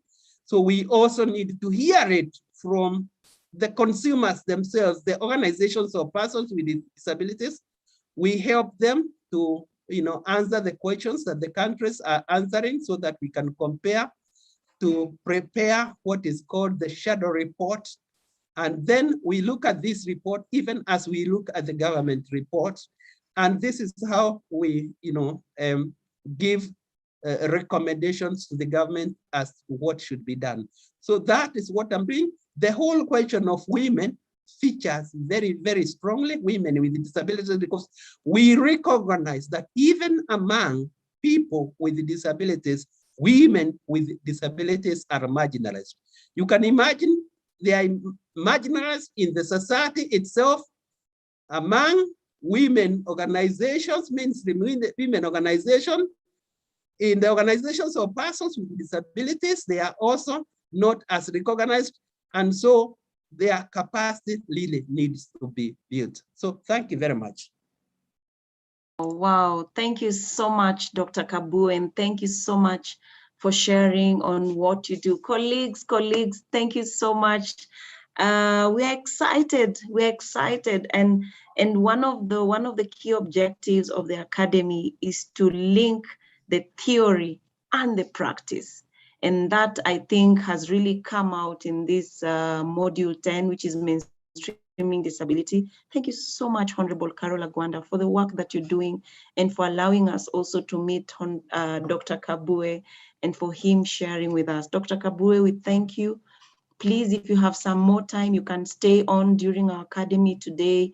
We also want to talk about transformative leadership, because how can these participants who we are taking through the academy be transformed to ensure that the issues of disability are really a very important and key aspect of their leadership journey. So please, if you have the time, please stay with us. We are here today. I'll stay on, but I cannot stay on the whole day because as from 1:30, I'm actually in the leadership of a group in our committee that is working on a general comment on Article 27 on employment of persons with disabilities. But I'll stay on for a while, but I'll have to leave. Absolutely, you're welcome. You're welcome to stay on, and we really appreciate you, and we value you and your time that you've given unto us and to our participants for this academy. Dr. Terry, I hand over back to you. Thank you so much, please. Thank you. Thank you so much, Rachel, for taking us through that. Thank you so much, Dr. Kabue. I cannot really know how best to appreciate that, but I believe Rachel has done that very well too. Mheshimiwa Caroline, asante sana sana sana. That was very powerful. I see a lot of comments here. Thank you for great high openers on Agwanda and Dr. Kabue. That is from jury. Shula, Dr. Kabue, asante, thank you. Immaculate, thank you, Dr. Kabue. Jury, thank you for great eye opener. I have read that. Mary says, very powerful. It means very important. Jacqueline, great session. Awakening call to some of us. Absolutely. Congratulations, Dr. Samuel Kabue. That is Honorable Caroline. Then I can read one more. Mary Goretti, great Honorable Agwanda. I love the examples of presentations on the floor. This is very key to us women, since most of the bills women table do not pass. There is need to know the instruments, as Honorable Agwanda has mentioned. Very true, I agree with that too. Shula Edariaron saying, dear Agwanda, thank you for your amazing presentation. She's also very happy to see Dr. Kabue. Nice. Mary Moyonga Edariaron mentioned, thank you for sharing your experience and being a trailblazer in disability and focusing on Agwanda. Absolutely true. Mary had also mentioned on Caroline, without you, we are readerless. I like that. You are my mentor for the word from the word go. Our ability is beyond our disability. Asante sana, Mary, for that. A lot of thank you to you, Dr. Kabue and Honorable Caroline. Thank you so much for sharing that. Maybe I can pick the last two. There are quite many. Thank you. Helen says that I've learned a lot about disabilities and how to mainstream it to all aspects of our work and leadership. Keep it up, Honorable Caroline and Dr. Kabue. Oh, thank you so much, ladies and gentlemen. Definitely also through the chats, we are seeing a lot coming in. Keep the chats coming. We truly appreciate that. Professor Catherine says, we are very empowered. Thanks, Dr. Kabue, and may you continue to create more opportunities for persons with disabilities. Asante sana sana, Prof. Grace says, thanks a lot, Dr. Kabue and Honorable Caroline. One thing I learned from the session is that as a woman with disability, I need to demand for power. I like that. I need to demand for power because, of course, one, you are a woman. Then secondly, with disability, we are saying there's more that is demanded of us. And remember, as we were saying and hearing from the guest speakers in day one, power is not given. We're gonna prepare, strategize, occupy our positions without any apology to anyone. Thank you so much for those comments and inputs and all that. I'm looking at my time. Thank you so much. We are doing very well this morning, and thank you very much to all of us. I don't know if there is any question to either Honorable Caroline or Dr. Kabue. Any question or comment or input? We have a few minutes that we can be able to do that. Feel free to drop it on the chat box, or you can kindly raise up your hand. Any comment, input, or question, they are still here and would be glad to respond to it. Anyone?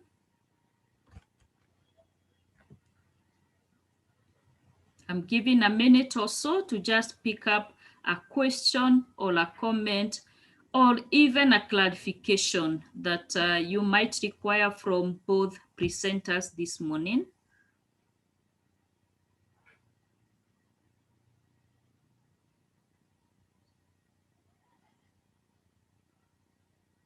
All right, then I say silence means consent, and it looks we are good to go.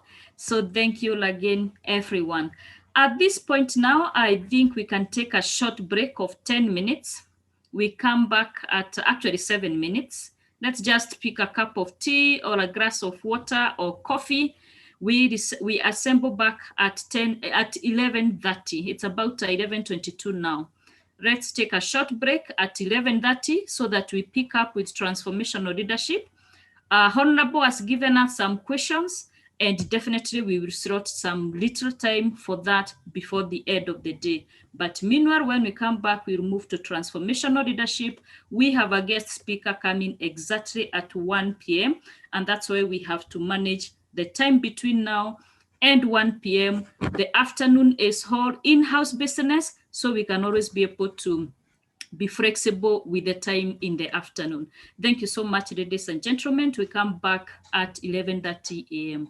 Thank you.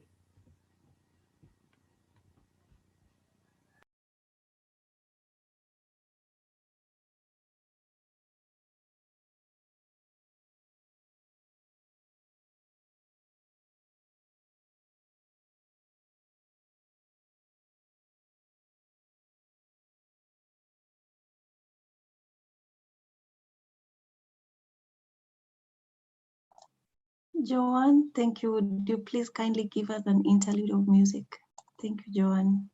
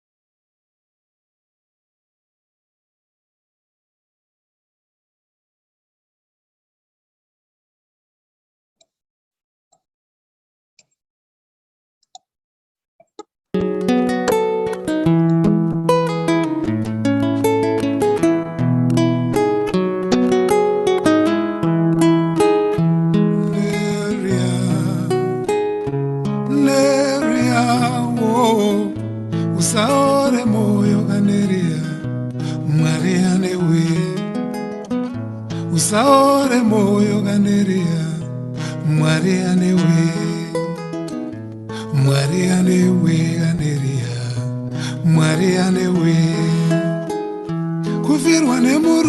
handat zvinona moyo wekushinga usaore moyo kaneria Mwari anewe usaore moyo kaneria Mwari anewe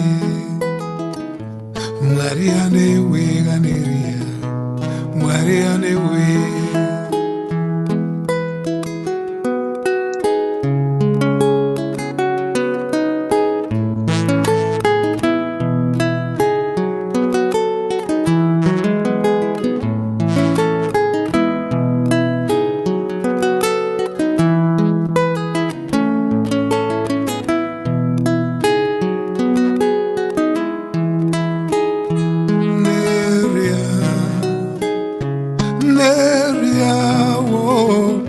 usaore moyo kaneria Mwari anewe usaore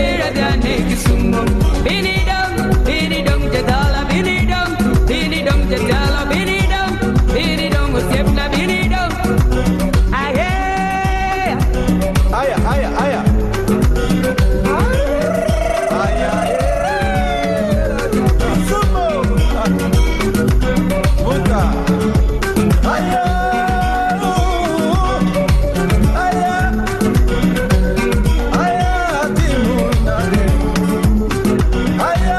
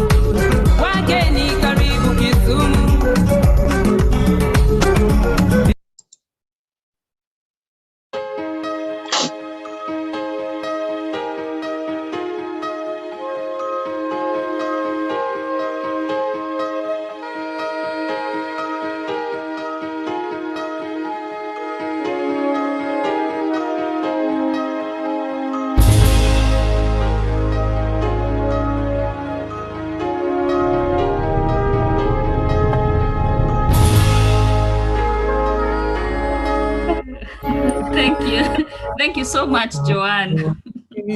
Fahari yetu, undugu ndio nguvu. Thank you so much, Joanne. I truly love music.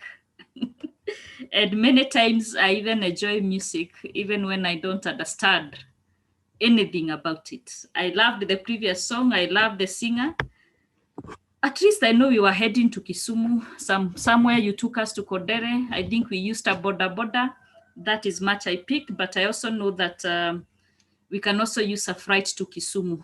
So thank you so much, Joanne, for that. That was a very good breakaway. I think I will catch up with a few of my sisters here to really help me understand exactly what the song was all about in details. But all I know, you took me to Kisumu, and that was very nice. I had an option of using boda or freight or bus, and I landed somewhere at Kodere. And thank you so much, Joanne, for that. That is good music. Asante sana, you're doing us very, very well. We should be now coming to the session on transformational leadership. Yes, keep the chats coming. We will definitely be able to get back into that this afternoon before the day breaks. So our session this afternoon is on transformational leadership. And remember what we are saying from day one here. In all these modules, each module is building on the next. So why transformational leadership that Professor is taking us through this morning?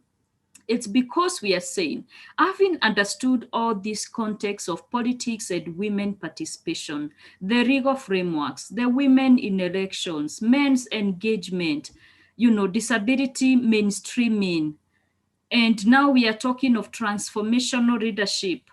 So why? What is it that we are going to do different? How are we going to do it? Where does it start? And what is this that we are even calling transformational leadership? How transformational is it going to transform all the issues that we have been talking about here since Monday? And that is what Prof is going to take us through on transformational leadership. So Professor Catherine, the floor is yours now. Kindly take it over. Thank you, Prof. Karibu sana. Professor Catherine, are you there? Yes, I am here. Karibu sana, Prof. Good to see you. Thank you so much. I'm also happy to see all of you. I am requesting that they show my slides. They share my slides. All right. Okay.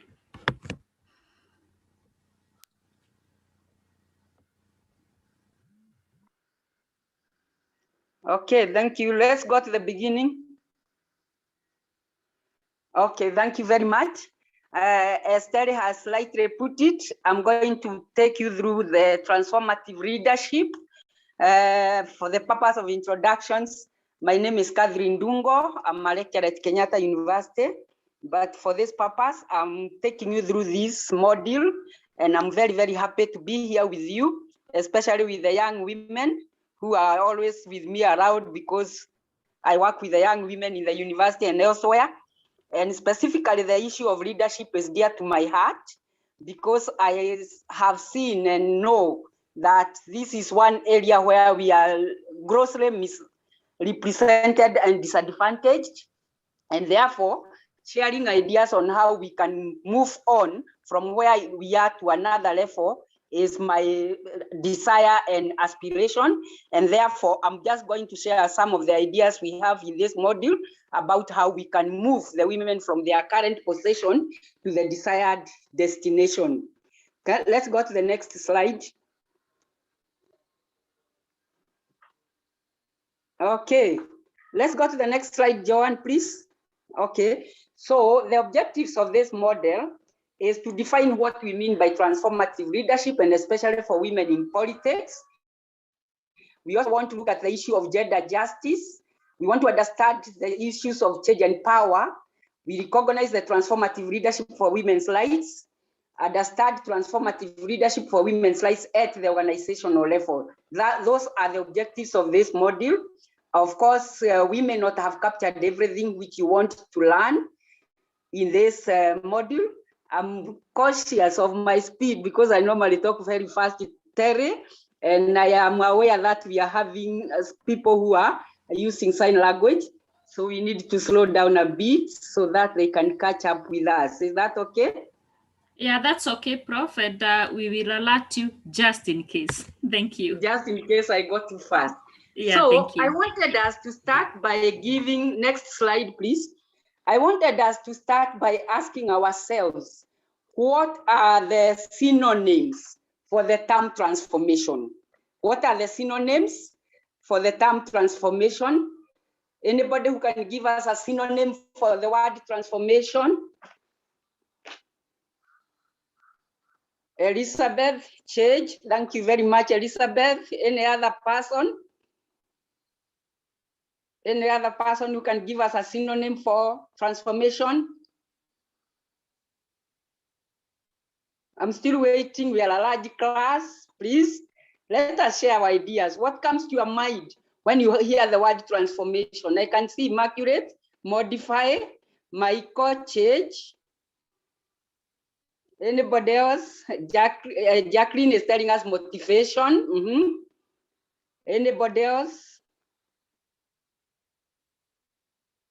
Transitions. Difference. Moving to the next level. Thank you very much. So basically, when we hear the word transformation, what comes to our mind is maybe reforms, alteration of a situation, like Caroline Onyago is saying. So basically, when we talk about transformation, from the formation of the word itself, you can see it has two terms. It has the word trans and form. So when we talk about trans, we think about terms like transport. We would think about like the term transition, like we have had, transfiguration. We know all those terms. So when we talk about transit, it is actually the issue of moving from one situation to another situation. So we are talking about moving from where we are and moving to a new shape. It can be revolutionary, it can be radical, it can be overhaul. All those terms could be useful in coming to the definition of the term transformation. If you look at what we have in terms of that definition, we are saying transformation is a process which leaders try to raise the consciousness of followers by idealized influence, inspirational motivation, intellectual stimulation, and individualized consideration. That is according to Moore John in 2012. So when we talk about a transformative leadership, we are talking about one who is able to make a difference, a positive change. And what they keep constantly asking themselves, what is it that they can change? We often look at the issues of leadership from principled point of view. Where is it rooted? In ethics, in foundation, in integrity, and all that. So basically, when we talk about transformative leadership, we are talking about that journey we make from one situation to another situation so that we can improve. Of course, there can be negative change, but in this situation, we talk about the positive change. So when we talk about transformative leadership, we want to ask ourselves, who is this leader that we think is transformative and we would want to emulate, and what have they done to deserve that label? Maybe we can also share that on our chat, or you can just tell us, you can raise your hand and tell us any leader you think is transformative and what you think they have done to deserve that label. Please, let's discuss that for a minute. Leaders, examples of leaders we think in Africa, who we think are transformative and why we think they are transformative. Let's share our ideas, please, on the chat or in articulation. You can talk, you can chat. Please, let's share that. Prof, would I go first? Yes, please. Yes, I think the late Honorable Wangari Maathai was a transformative leader because through her passion and her influence to just advocate for environmental conservation. We were able to really improve the environment in Kenya. We planted more trees, and even through her transformative leadership quality, she was even a Nobel Prize winner. So I think she was a very transformative leader. Thank you very much, Rachel. Of course, we all concur that Wangari did a commendable job in as far as conserving our environment is concerned. For those who may not remember, she's the one who stopped the construction of a skyscraper in Uhuru Park. And of course, she rubbed the government the wrong way, and she suffered a lot. She was beaten thoroughly, including having her hair removed from her head. And she used to have braids. So you can imagine how painful it was to have them pulled from her hair. She was beaten thoroughly, of course. So basically, when we talk about Wangari as a transformative leader, we still remember what she did. And she was not only recognized in Kenya, as Rachel has put it, she was also recognized globally. And that's how she earned herself the title of a transformative leader and got a Nobel Prize for that environmental conservation. Of course, we say prophets are never known at their home place, and therefore we did not recognize her. Even when she joined the government, she was made the assistant minister, and somebody who had no idea what the environment was all about, a man, of course, was made the minister. So you can see she was not recognized. So basically telling us that not all transformative leaders may be recognized, but their acts will definitely come out and they'll be notable. Anybody else who want to share with us somebody else, another name, please, of a transformative leader, either through the chat or come out, please?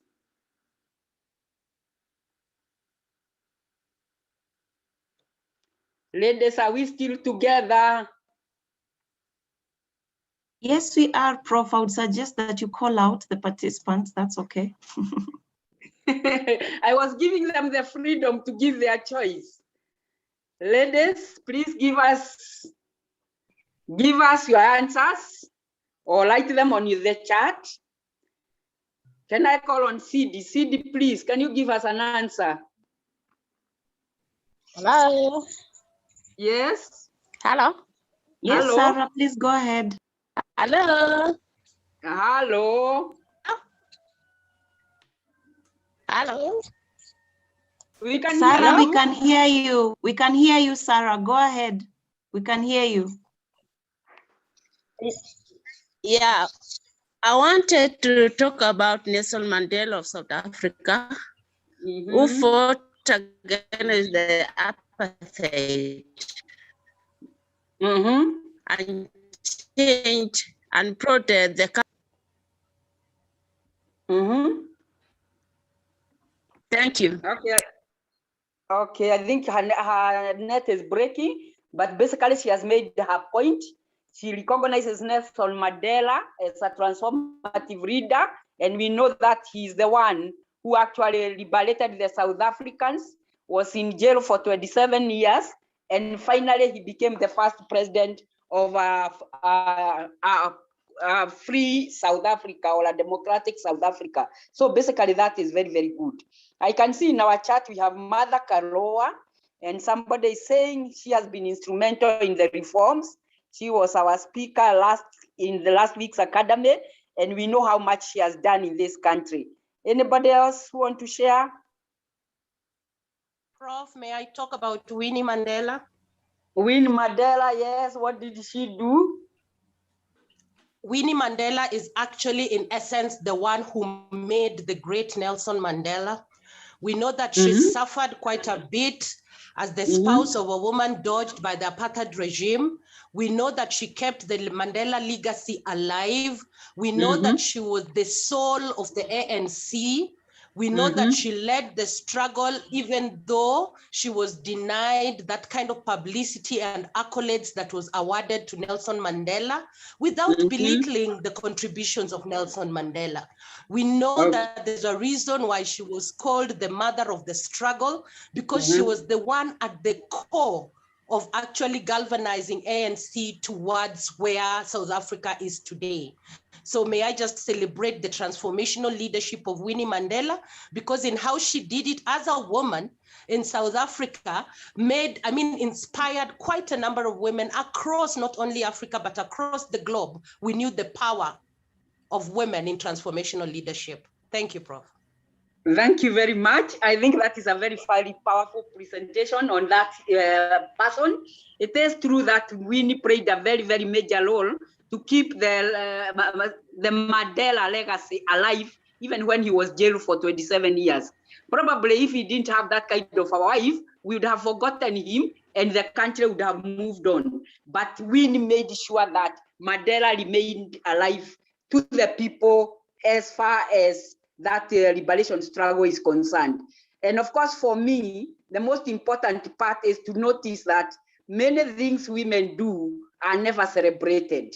So, of course, Winnie was not celebrated as much as her husband, but basically as women, we should acknowledge that her role was instrumental to the realization of the freedom of South Africa. So I'm very, very grateful for that.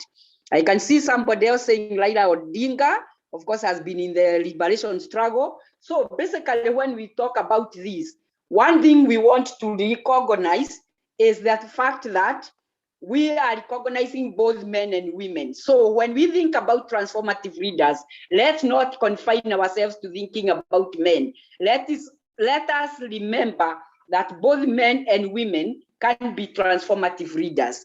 The other thing, of course, which is emerging, that most of the leaders we recognize are in politics.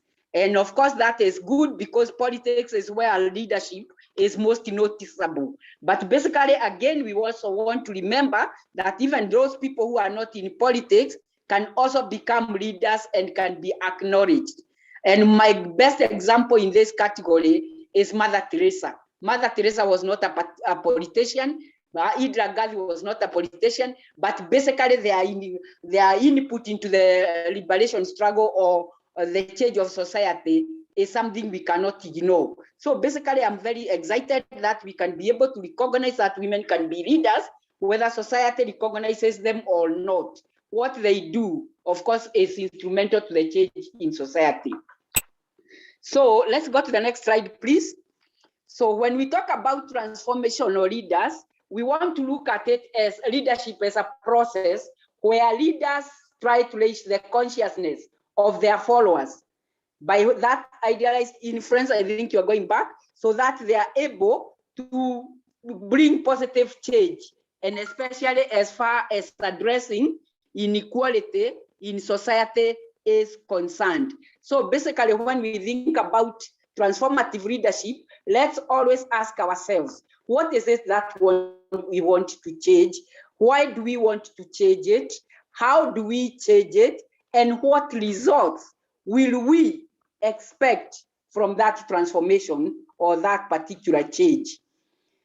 I can see Caroline is also being recognized as a transformative leader in Kisumu, and that is true. We have been told that she's instrumental in making sure that women with disability and people with disability are never forgotten. That is very, very good. Of course, we say transformative leaders must be courageous. I've told you about Wangari Maathai, the kind of challenges she encountered. You know the freedom fighters, the kind of challenges they have encountered. You know Mandela himself, for him to be in jail for 27 years was not an easy thing. So basically, when you become a transformative leader, you must be courageous. Of course, there is the altruism. They are always there to ensure that the effect is heard. They are empathetic. They put themselves in the shoes of those that they are fighting for. And they are very resilient as far as whatever they are doing is concerned. But of course, more importantly, it is to ensure that they are influential. You cannot be working alone. A leader cannot be working alone. If you have no followers as a leader, please remember that you are taking a walk, you are not leading anybody. Next slide, please. Next slide. Maureen, I can see your comment. Next slide. So when we talk about transformative leadership, we want to look at it from this diagram. We can see there is individual mentoring. We have talked from Monday about leaders recognize people who can mentor them, people they can emulate, people they can work with so that they can enhance their skills. We are also talking about transformative leadership being an element of creativity. How creative are we? How novelty, what kind of novelty do we have? Are we innovative in whatever we are doing? You cannot keep doing things the way they have been done in the past or in the current and then expect to be transformative. When we talk about a transformative leader, we are talking about a leader who sees possibilities where there may be none. You become a trailblazer. I listened to Dr. Kabue and I was very excited that even when everybody else doesn't see your potential, you know your potential, you know what you can bring as far as change is concerned, and therefore you strive to do that. You become inspirational and motivational. Let people share with your vision. Some of us have visions which we keep to ourselves. Leaders cannot keep visions to themselves. When you share a vision, it becomes a vision of other people. That's when we start talking about a transformative leader. We are talking about a leader who will be influencing the people they are leading. So basically, we are talking about you exhibiting these attributes as far as leadership is concerned. Next slide, Joan. So why are we talking about transformative leadership in Africa? Africa, when we talk about Africa, and maybe we can spend a minute to chat on what is the image of Africa today. Let's chat about what is the image of Africa today. When somebody talks about Africa, what comes into our minds? What comes to our minds when we talk about Africa today? Let's use the chart. Let's verbalize our concerns about Africa. Why are we talking about transformative leadership, especially in Africa today? What comes to our mind when we talk about Africa?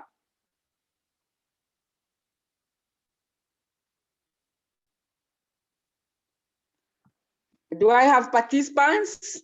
Resources, okay. I can see we are talking about resources. What about our resources? What is it that we have? What is it that we have today? We have a rich culture, we have resources, we have a rich culture. What else comes to our mind? Anything else which comes to our mind? We are the cradle of mankind. Poverty. Poverty comes to our mind, thank you. Anything else? A lot of people associate Africa with poverty. Not about the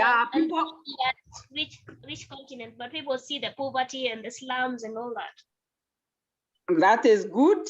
We also have good laws. That's what I'm being told. What else do we have?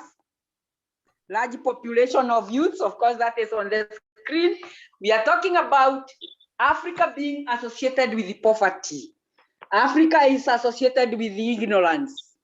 Africa is associated with diseases. Of course, you can see all these are very negative attributes.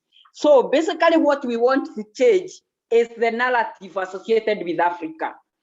For example, when we talk about our youth, what about our youth? Our youth are our asset. We talk about, in Kiswahili tunasema ni mali ya maskini. Watoto ni mali ya maskini. So any person, any parent who has children is very rich. And we say Africa is very rich in terms of resources, natural resources, and human resources. Yet, it is unfortunate that we are still languishing in poverty.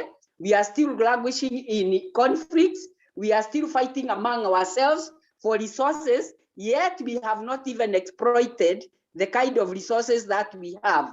The other question somebody is telling me is the question of poor leadership. And I totally agree with you.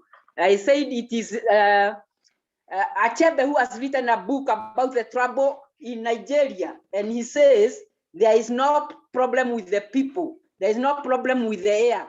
There is no problem with the environment. The problem is poor leadership. Others say we have very many leaders.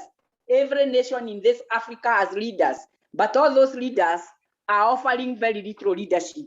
So if that is the situation we are in, then we have a justification of thinking what transformative leadership we can bring on board. So for the change to occur, we have dealt with the adults, the elderly, the middle-aged and all that. They are the ones in leadership. But basically what we are seeing is that the leadership we have today is not satisfactory. It is not letting us realize our potential. It is not transferring the skills that we require and the capacities. And therefore, as we think about it, we have to think about what changes we can bring. We are saying we have the country with the most, the continent with most countries. We have a lot of people with energy. You go to the Western world and you actually realize that they have a very aged population. But Africa, over 70% of our population is youth. And if you go to the age bracket of 18 to 35, you can see, actually I keep looking at the statistics in Kenya, and I say if all the youth aged 18 to 35 could vote for one of them, we would end up with a president in that age bracket. And for me, I don't see why not. Kabila became a president of DRC at the age of 29 years. So why can't we have a president of that age in Kenya? For me, it's not a question of age. It's a question of potential. As somebody keeps telling me, even fools grow old. So it is not always that those people who are old are necessarily full of wisdom. There are those who are not full of wisdom, and some of them have brought a lot of suffering to the continent of Africa. So that is one reason. Then, of course, the next slide, please. Next slide. We are saying that Africa today operates in a vastly different and globally interconnected world where knowledge generation and exchange is extremely rapid. And therefore, for us to use that knowledge, we must make sure that we use it for our good. The young readers especially are very articulate and very swift as far as embracing knowledge is concerned. And I therefore feel that the young people are going to be the instruments or the tools or the agents of change as far as Africa is concerned. And they cannot do that unless they transform their mindset. All those problems we talked about, the ethnicity, the classes, the clans, all those things we have talked about can only be changed through the youth mindset. The youth mindset is not corrupted like the elderly mindset. So for me, this is the mindset which we need to nurture so that we can transform Africa. Next slide. Next slide. Yes, when we look at that, we are saying we need transformative leadership so that we can change the world by changing our leadership style. If we look at the leadership style we have had in Africa, we keep talking about democratic leadership, we keep talking about transformative leadership, we keep talking about servant leadership, but in practice, we have a different form of leadership. So unless we can embrace that leadership that is going to transform the continent of Africa, we'll keep singing and it will remain in papers and it will never be beneficial to us. Next slide. Okay, I want us to think about why is it that we have not become transformative leaders as far as the young women are concerned. And John, I'll request that you put them into groups so that we can discuss these barriers that women face, specifically and especially the young ones in attaining leadership, and especially in the context of political leadership. Please put them in groups. They can discuss for 10 minutes and then come back, we can share. Joanne? Groups do you want? How many groups? To put them into 4 groups so that we can discuss the barriers of transformative leadership for the young women. 4 groups in 10 minutes, and then they can come back and share with us.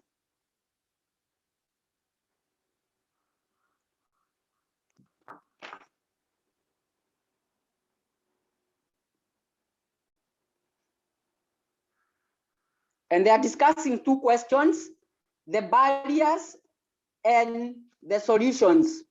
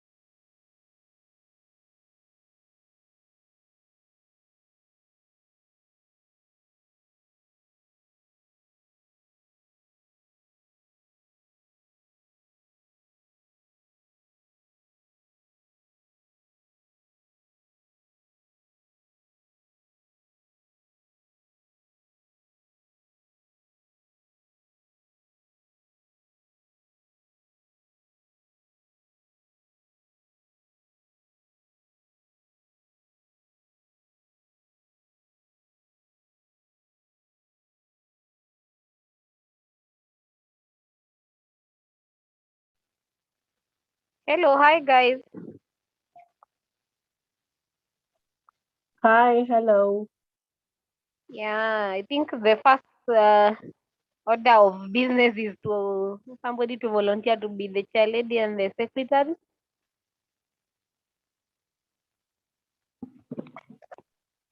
Julie, you wanna try something? Last I time it want was to, just me and you speaking, by the way. yeah, so that's why I want to give the opportunity to someone else. We are 16 Yeah, in the even group. Can we yeah, get some even me new today, people? I think I will take a step back and let other Yeah. people take over. Hmm. Sarah, Maureen.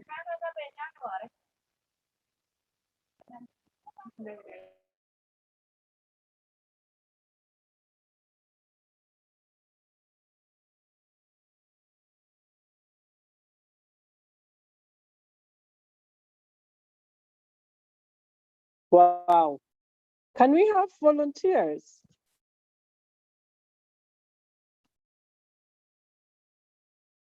Rachel, Valerie.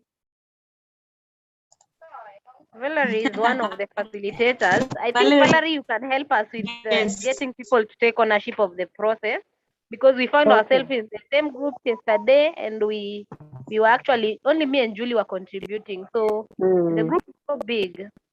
Yeah. Yes, 16 I is also big. contributed. Yes, you did. Sorry, Jacqueline. Yes, you did. No, what I would propose is go ahead. I mean, if you are the leader and you find yourself in that leadership position and no one else is coming forward, please go ahead. Don't feel like you contributed and you're all over. That is how the party will see that you are always there, and the party will say, yes, we want you to be the flag bearer of our party. So go ahead, Ndenya. Don't feel like go ahead. Go ahead. Okay. Thank you, Rachel. Thank you for the Yeah. reassurance. Please go ahead. I think I'll volunteer to be the chair lady. Mhm. Jackie, you want to write? Or Julie, Yeah, it's anybody okay. I else? can be the secretary. Yeah, the question was the barriers. Barriers, yes, barriers to transformative leadership. Hello? Oh, barriers to affirmative leadership Hello? for women. Eh? My network's Yes, Sarah, we can hear you. hello? Go ahead. Network is I think you'll just post on the chat box. Jackie will able to pick. You'll be able to pick up your points from there. So, Jackie, I think my first point, of course, would be just inequalities in education for the girl child. Of course, coupled with the FGM, coupled with the early marriages, early pregnancies, the girl child is not able to have equal opportunities to the boy child. I'm sorry, I'm in a noisy place. Mine for me, that inequality also transcends into the leadership positions. So you find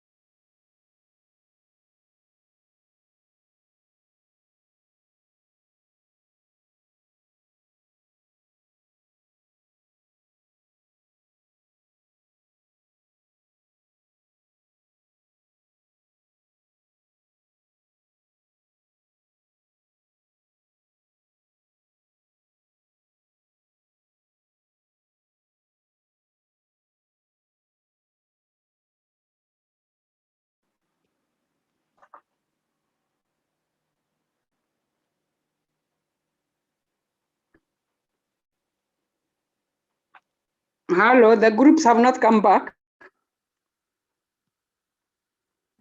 They are coming back, Prof. Okay. I'm timing myself to finish it by 1, yeah?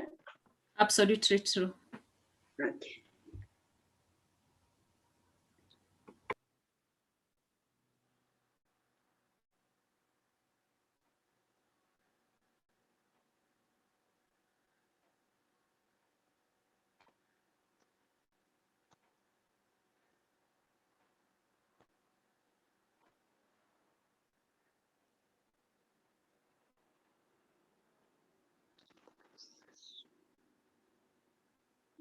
Prof, we are back now.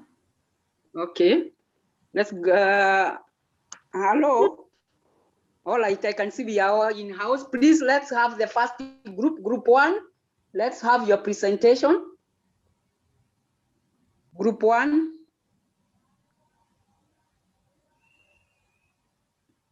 Group 1. Joanne, can you kindly remind us how we named them? Did we name them in numbers or they had different names? Oh, Grace is saying, hello, Chelagat, you are our secretary. Can you please present? I think we are group 1. All right, thank you.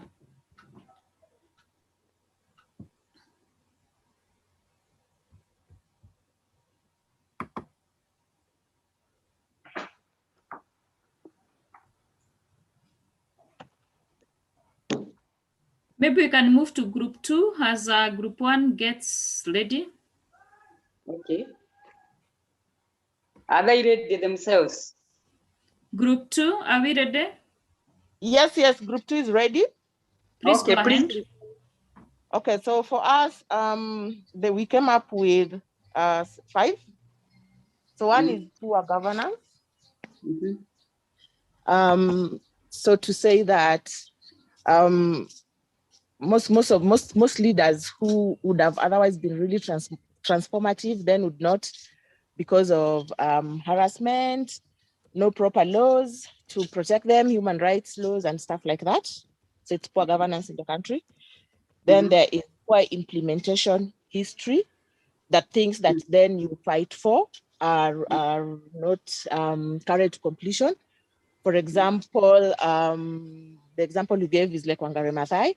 The things she really fought for, most of them then are not carried to implementation even after the decision has been made, and that would then make carrying someone.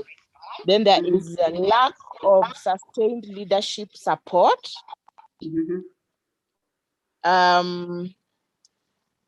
Which again comes up to poor implementation. It could come up like one and the same point, leadership of the country. Then there is also weak motivation, that there's really nothing that can really motivate someone to fight for the others or to fight for something or to, come out strongly. For example, again, coming back to Wangari Maathai, she was really motivated by the issue of environment. She was very passionate about it, and she would even put her life on line if it's for the environment. So then we lack people who have that kind of motivation. Then lastly, we came up with risk-averse culture, that no one wants to stand up and take the risk of being victimized, being beaten, or just putting their life down on something. People do not have that kind of risk. All of us, most of us, let me not say all of us, most of us are comfortable with the status quo, do not want to disturb the way things are, because they do not want to risk their maybe comfort, family life, and that kind of thing. Yeah, so those were our 5 points. Thank you very much. Can we appreciate them? Let's appreciate that group and then get feedback from the rest of the members. Was that representative of your deliberations? Feedback from the group members?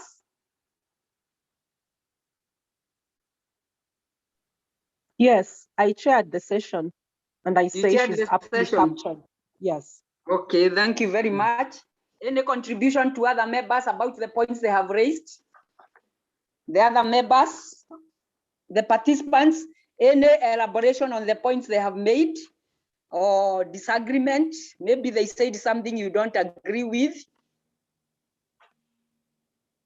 No, I just want to maybe enhance on what she spoke about weak motivation. For somebody to make a change, you need to be motivated. Your motivation to make that change needs to be stronger than your motivation to stay where you are. So if that motivation is weak, you are not persuaded to make any transformational changes. Okay, thank you very much for that addition. Any other contribution towards that group? Okay, then if they are not, I mean, there is no other addition, we can go to group 1 if they are ready. If they are not, we go to group 3. Are group 1 members ready now? Prof, the secretary says that she is having some technical issues, but I've posted something. Maybe one of the group members can now read. Okay. Any of the group members who can read what I have just posted? Members of group 2, group 1. Grace. But there was a chair who said she chaired the session. She can read on behalf of the group. That's what Grace is saying. Okay. Okay, I am Anita. I think I can go. Grace is already speaking. So I was chairing group 1. And we discussed 5 points. One of the things that we discussed was culture, and someone was saying that with the issue of culture, particularly among the Muslims, they do not allow young people or some of the women to participate in some of these political things, and it becomes very difficult for them. And then secondly, the cost of participating. It is quite expensive, and most young people do not have the the resources to participate in this. And then thirdly, mindset. There are some people who are motivated, yes, but later on they just feel, no, I don't think I'm ready for this transformational leadership. And then number 4, tribalism is a major issue in this country also. Most people, young people, they're just looking at their tribe and looking at their own people, their ethnic community. And they do not want to, like to work with people from other communities who are like-minded in transformative leadership. So group 1, kindly please add anything that I may have forgotten. Let me see, anything I may have forgotten. Group 1, anybody to add?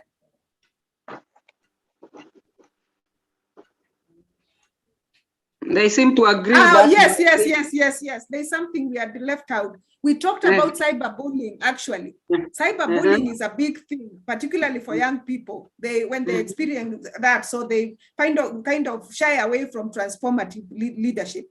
So I'm going to stop from there. If anyone else from our group has something to add, they can add. Okay, members of that group, is that a reflection of your discussions?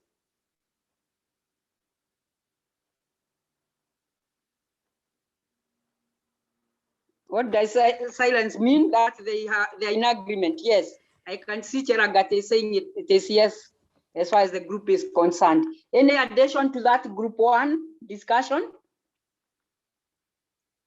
Any addition to the group deliberations? Terry, then let's go to group 3. If there is no addition, we will wrap up on these discussions. Yeah? Okay, Terry? Let's move to group 3, Kaidre. Yes. Members of group 3. Please yes, go ahead. I'm speaking on behalf of group 3 as the secretary. We had 6 barriers and 5 solutions. One of them is age/gender distrust among young women below the age of 35. Then we had the issue of the mindset of a society towards women. We had the lack of institutional support or the streamlined or succession plans for gender, including abled people who are able differently. We had disproportionate effects of poverty on women below the age of 35 regarding resource ownership, starting with the major land and how to run business as women below the age of 35, sponsorship of a business, etc. Then we had discriminatory laws, practices, attitudes, and gender stereotypes towards women below the age of 35. How we looked at where they are anchored properly in the Constitution of Kenya 2010, and laws, county laws, which are enacted from 2011 continuously, and then low levels of education, comparing upcountry versus uptown women below the age of 35, who are majority in the assemblies, that is the county and national and Senate assembly. If you look at upcountry, you'll find mostly women are nominated at those levels, and the ones nominated below the age of 35, the number is not high as those above 35 years. And solutions towards that, we look at the conventions, the instruments, legal instruments, such as starting from the UN, the SGD, goal number 5, the Millennium Goals from 1 to 7, Constitution of Kenya. All those, they provide the loci from which now we can enact changes to what you can enact actually reforms in favor of women below the age of 35 to participate in the reformatory of all this. The second idea was commitment to support women victims by government, especially in all times we've had elections, and what happens to participants, the women participating in politics or in areas we have clashes. What happens to the gender? Mostly it's women who are hurt. What happens to them? The third is reform of laws. The enactment of laws, bills in both assemblies, at the county level and national level. The fourth one is attitudes and gender stereotypes programs. That is the advocacy. I remember Dr. Baraza speaking about this yesterday, and we included it actually, advocacy programs. How will advocacy improve the attitudes of the people living in our country, especially those who are against women in participating elections in politics? Another is coalition building. In examples are the Kewapa, the Kewasa, and now we are actually looking towards MCAs in all 47 counties to come up with a group of women MCAs with their own group like the Kewapa and the Kewasa, so that they can articulate issues affecting women at the grassroots level in respective counties regarding what they have in their counties. Thank you so much. That is in for group 3.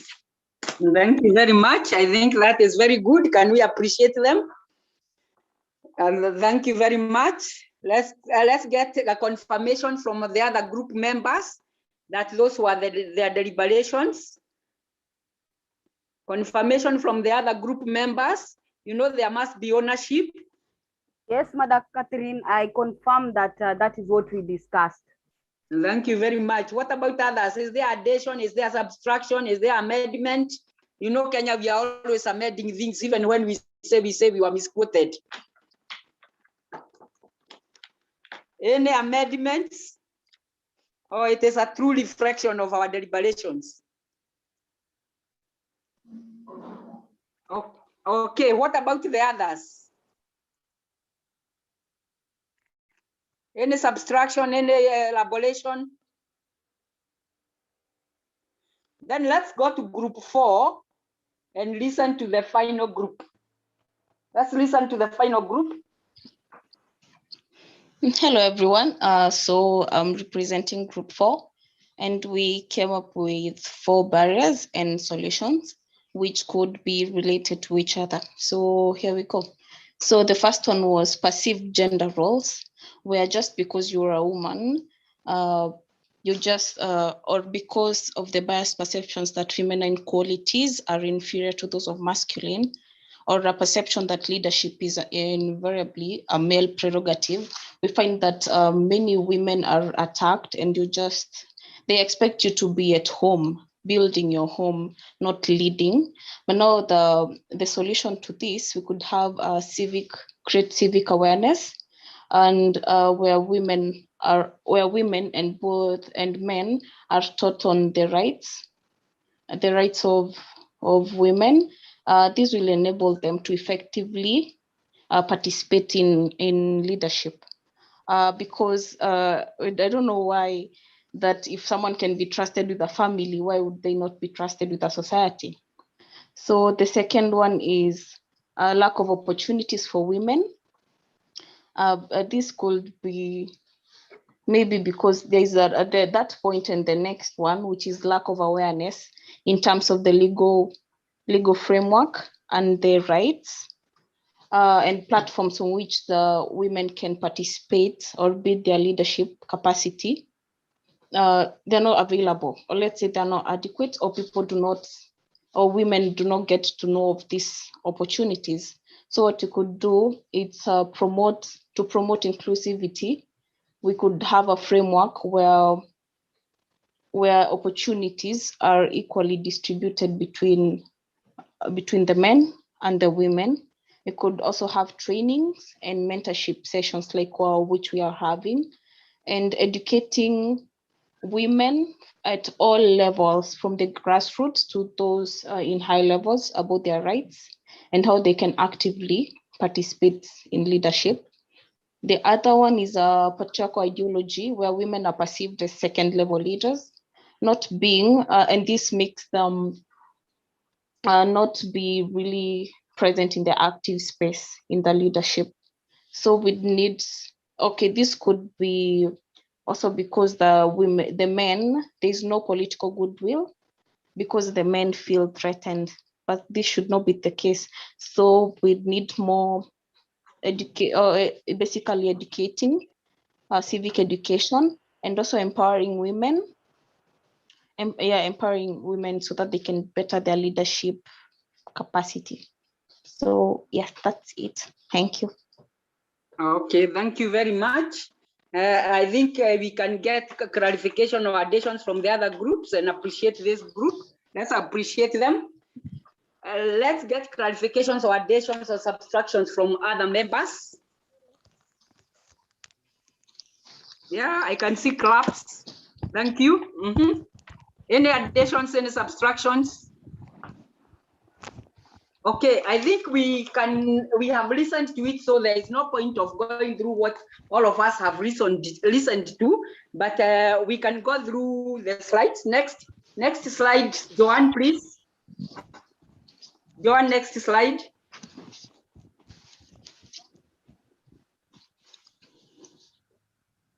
Joanne.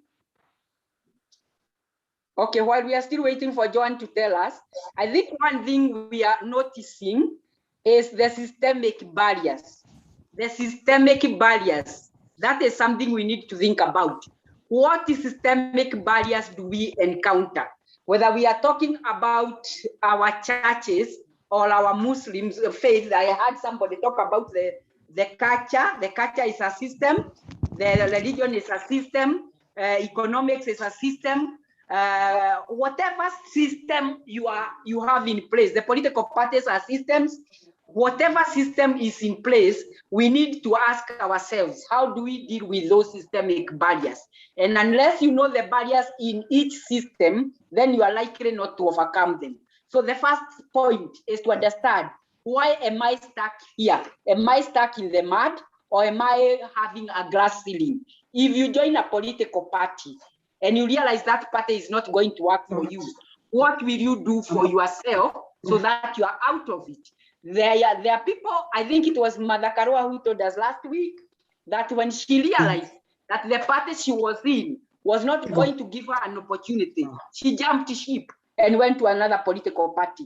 There are others now, the Constitution allows us to join as independent candidates. Do we know the opportunities we have surrounding the system which is a barrier to us? If we come to culture, we are remembering Peles Tobiko. Peles Tobiko was even cast by the elders from her community, and she was told women cannot be leaders, but she was not deterred by that cast. She still went ahead and won a seat. Do you realize that your culture is against you? And if it is against you, what do you do about it? Do you realize that your religion is a barrier to you? And if it is a barrier, what do you do about it? The Islamic people, they have for a long time said that they cannot allow women to go into leadership. But we realize that Mwalele wa Mwachai in Mombasa or other women in Northeastern have become leaders, even when the religion was still saying they don't embrace women in leadership. And when the constitution changed and allowed women to become leaders, now those communities, religions which were saying women cannot be leaders, are now allowing women to become leaders. Can we have the mic muted, please? Oh, sorry. Useless bastard how بدل يشيك ماشي على سنغافورة. جان مركز قفك عصور سوق الإنسان وصل هلايو إيو بدل نفسه. Sorry for that, Prof. Sorry for that background. Please proceed. Kindly unmute, Prof, and just proceed. Sorry for that. Okay, I'm saying we need to realize those systemic barriers. I've talked about the political parties. If you realize that your party is not women-friendly, then you have to ask yourself, how do I acquire leadership? Is it by going to another party which is more women-friendly? Or is it going by becoming an independent candidate as provided for in our constitution? If it is the religion, I have cited the Islamic religion, which was against women in leadership. And yet, when the constitution changed and provided for women representatives, the women county assembly members, then they embraced them. So you can see it is something you cannot just be stuck with because your religion is saying that. I think it was in Israel where one party, in Israel, they have religious parties. One party was not allowing women because it was against women in leadership. But when they go to parliament and other women have come through other parties, they work with those women in parliament. So I was asking them, how do you work with women here, yet in your party you cannot work with them? So basically we must ask ourselves, what is the system that is against us? If it is the economic system, how do we go out of that economic system to mobilize our own resources, which can enable us? And we have an example of DTF, who are going to talk to us at some point. They are making it possible for women to mobilize their resources and to be able to save and to be able to plan so that that will not become a barrier. If it is education, I've listened to women from South Africa who say, I'm a standard 4 graduate and she's a member of parliament. If our constitution says you cannot become a leader unless you have a particular certificate, either post-secondary or degree, you realize that you need to do something about yourself. So that is why we are saying transformation must start with us. If we look at the statistics of women and girls across all efforts of education, politics, and formal employment, we'll find we are underrepresented. So it is on us to decide how do we get out of this. World Economic Forum 2013 is saying we are facing a lot of obstacles in receiving quality education. And somebody talked about even the education between the urban and the rural areas, competence-based curriculum. People have already started complaining that it is designed for people in urban areas. What happens to the children in the rural areas? Are they going to be grounded on that account? How do they get out of that? All those girls which are getting out of school, that is going to be a barrier. So what do we do to ensure that these girls are back at school? We are being told 47% of young women in Africa never attend school or leave before completing. The minute you don't attend school, the minute you don't complete school, then you know you are already disadvantaged. So we need to start our programs of enhancing the capacity of women at a very low level, so that whatever barrier, we are calling them leaking pipes. What leaking pipe is there as far as children, I mean, as far as women in transformative leadership is concerned? Whatever leaking pipe you discover, whether it is in your political party, whether it is in the educational system, whether it is in the economic system, whether it is in your religion, you must decide how you are going to seal that pipe. Because as long as it continues leaking, then all of us are going to be washed away from that. So basically, when we talk about those transformational issues, it is important to discover what is our problem and how do we get out of that problem. Now, of course, you can see in that slide, the one, let's go next, please. Next. Yes, I wanted us to look at this. Now look at this girl.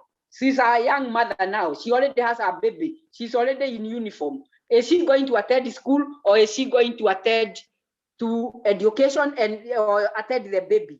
And we are saying we must look for avenues out for these girls. They are being told to go back to school, but for them to go back to school, they must be supported by communities. Most girls who drop out of school lack support, especially from the family level. The family level says, you are now a mother. You remember Magufuli even said, they are not going to take mothers to school. The school is for girls. If you get a child and you become a mother, then you have to drop out of school. Of course, you could hear the world came against him and said this cannot be acceptable. You cannot condemn the girl because she became pregnant at an early age. Yet you are not condemning the person who was responsible for her pregnancy, and you need to create mechanism for her to go back to school so that she can be able to continue with her life. So that is important for us. Next slide. So, of course, we have talked about all those barriers. We have talked about the socio-cultural. We have talked about the economic. We have talked about political. Of course, we didn't talk about terrorism, and terrorism has become another barrier. Many places, especially in Africa, where terrorism is taking place, girls are the most affected. You have heard about Boko Haram in Nigeria. Many girls are being taken away and being taken to become brides for those terrorists. So the question is, how do we protect our girls from this kind of terrorism? In our environments, if there are challenges in environmental situations, how do we get out of it? I listened to the legal part of it, and everybody saying about legal policies and all that. But I think from Farrell's presentation on international and national instruments, we have a lot of good laws. If we listen to Caroline Aguada, we also have a lot of good laws, but those laws are not being implemented to the letter. So I think the barrier is lack of implementation and monitoring and evaluation to ensure that the laws are working for the benefit of women as far as transformative leadership is concerned. And it is the responsibility of every one of us, wherever you are, where you see a law is not being upheld, like Honorable Caroline said, then you have a voice to bring to their attention that they need to take cognizance of the law or the policy which could enhance the women's political, or leadership journey. The next slide, please. Next slide. We are also talking about the issue of gender justice. Of course, the minute we are discriminated against, we realize that our justice is being denied. So when we talk about gender justice, we are talking about full equality and equity between women and men in all the spheres of life, where we can work together on equal basis, regardless of all those barriers which are in our structures, all those barriers which are coming as far as decisions are concerned, and all those practices in our societies that are not enabling us to be equal. Of course, we have had that it will take us 73 years to have gender justice in the world. In Africa, they are talking about 2063. SDGs are talking about 2030. I don't know how many of us will see those gender justice implementation strategies. So the question is, how do we ensure that we get our space wherever it is as far as leadership is concerned? It is all a question of power relations. How do we ensure that we are empowered? And power, of course, has categories. You can have power at 0 level. If you are struggling to get your food on the table, if you are struggling to go to school, if you are struggling for a house, if you are struggling for basic needs, as Maslow, Abraham Maslow would put it, then of course you are at zero power. But if you are, realize that you have access or the resources are available and you can access them, then you are at power, the first level of empowerment. If you are able to participate and to be conscious that I am in my possession because of my religion, I am at this possession because of lack of education, I'm at this possession because of my culture, I am at this possession because of my political party, then we are saying you are at the second level of empowerment. If you are in control, you are at a very high level of empowerment.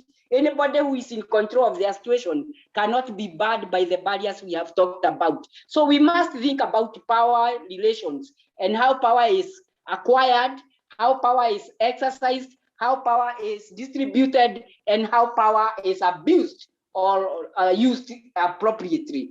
The minute we discover that, then we are likely to be able to get gender justice. And remember, I think all the speakers who have talked, Jacqueline talked about it. I think Honorable Kaloa also talked about it. Other people have talked about it. We need the issue of sisterhood. We have talked about discrimination against women, but I am also concerned about discrimination of women by women. Women are discriminating against each other. If you look at women in parliament, they are discriminating against each other in terms of who is elected, who is nominated. They are also discriminating against each other, who is in this category, who is in that category, the grassroots ones, the educated ones, the married ones. I don't know what. I don't see that dichotomization in men. Men never think about who is nominated, who is not nominated. From 1963, the law in Kenya has allowed for nomination of women. But recently, because there are more women being nominated, now it is women who are nominated being discriminated or by the elected ones or vice versa. So basically, I think we need to embrace the issue of sisterhood so that we can see what we can do to ensure that we get transformed. So we need to support each other as far as resource acquisition is concerned. We need to raise our voices to support women's initiatives and to ensure that we promote leadership and participation of women as far as political leadership is concerned. Of course, we have talked about mitigations. Next slide, please. Next slide. Joanne. She's not moving. Okay, we have talked about ending violence against women. That is a challenge which we are encountering. A lot of violence is meted against women. Of course, we are treated as second-class citizens. FGM is a violence against us. And early child marriages, we have talked about. Bidding is a challenge. And we must know how do we end this violence. What structures do we use to ensure women are not discriminated against because of violence? As far as FGM is concerned, our president is leading the campaign, and it is indicated by the 2022, which is next year, there will be no FGM in Kenya. But remember, I have said, even women discriminate against themselves. I was in one county, I think it was in Tharaka Nithi, where they were equating FGM to having a degree. If you think FGM is as important as having a degree, then of course we have a long way even to eradicate that. If we talk about child marriages, there are communities which still uphold, and some of us leaders cannot even talk against this because we are scared of losing our jobs. We don't have the courage to start to be counted like Wangari Maathai. It doesn't matter what the world is saying. If you think you are fighting for a just cause, then you must come out to be counted. Of course, striving for gender inequality in emergency responses. Of course, we have seen a lot of violence, the crashes and all that, the natural calamities. Where are we so that we can be seen to be transformative leaders? Remember, leadership sometimes emerges from situations. For example, if there is a situation where there is distress, and you come out to be counted, then you are likely to acquire that role of a transformative leader. But if you just become part of the crowd, then there may be much, very little to be seen in you as a transformative leader. Next, the slide we are on, the next one is seeing women who are being discriminated even by the workplaces. Of course, this is happening everywhere. When she goes in, the boss can only see somebody who is going to be making tea. The question is, does the girl at the corner become the tea girl? Do you become the tea server because you are a woman, even when you are in an office? I have been requested to serve tea in my office, and we were having a guest from Brazil, and that Brazilian said they were not going to take tea, even if universities were in the same category as other societal members of discriminating against women. Of course, me, I had not thought I was being discriminated because the flask was next to me, and I'm sure even if it was a man who was there, they would have served the tea. But the Brazilian thought I was being discriminated against because I was a woman. So when you come across such situations, you must see discrimination and rise against that discrimination. So what is our transformation process? As far as I'm concerned, transformation process starts with the individual. We have said, first and foremost, you must ask yourself, what is it that you want to transform? And that is where the plan of action, the development plan we are talking about is coming from. Do you know what you want to transform in your life? Is it your mindset? Is it your fear? Is it your lack of confidence? What is it that you want to transform? Unless you know what you want to transform, then you cannot transform anybody else. Once you transform yourself, you can now influence groups. You can influence your chama, you can influence your church, you can influence your peers, you can influence your classmates, you can influence your workmates, you can influence a group and let them join you in your journey. We said leaders are about influence. Are you able to influence other people in your organization so that they can follow your altered mindset? If your mindset is not altered, you cannot change anybody else. So we are saying we must start thinking in a reflective manner.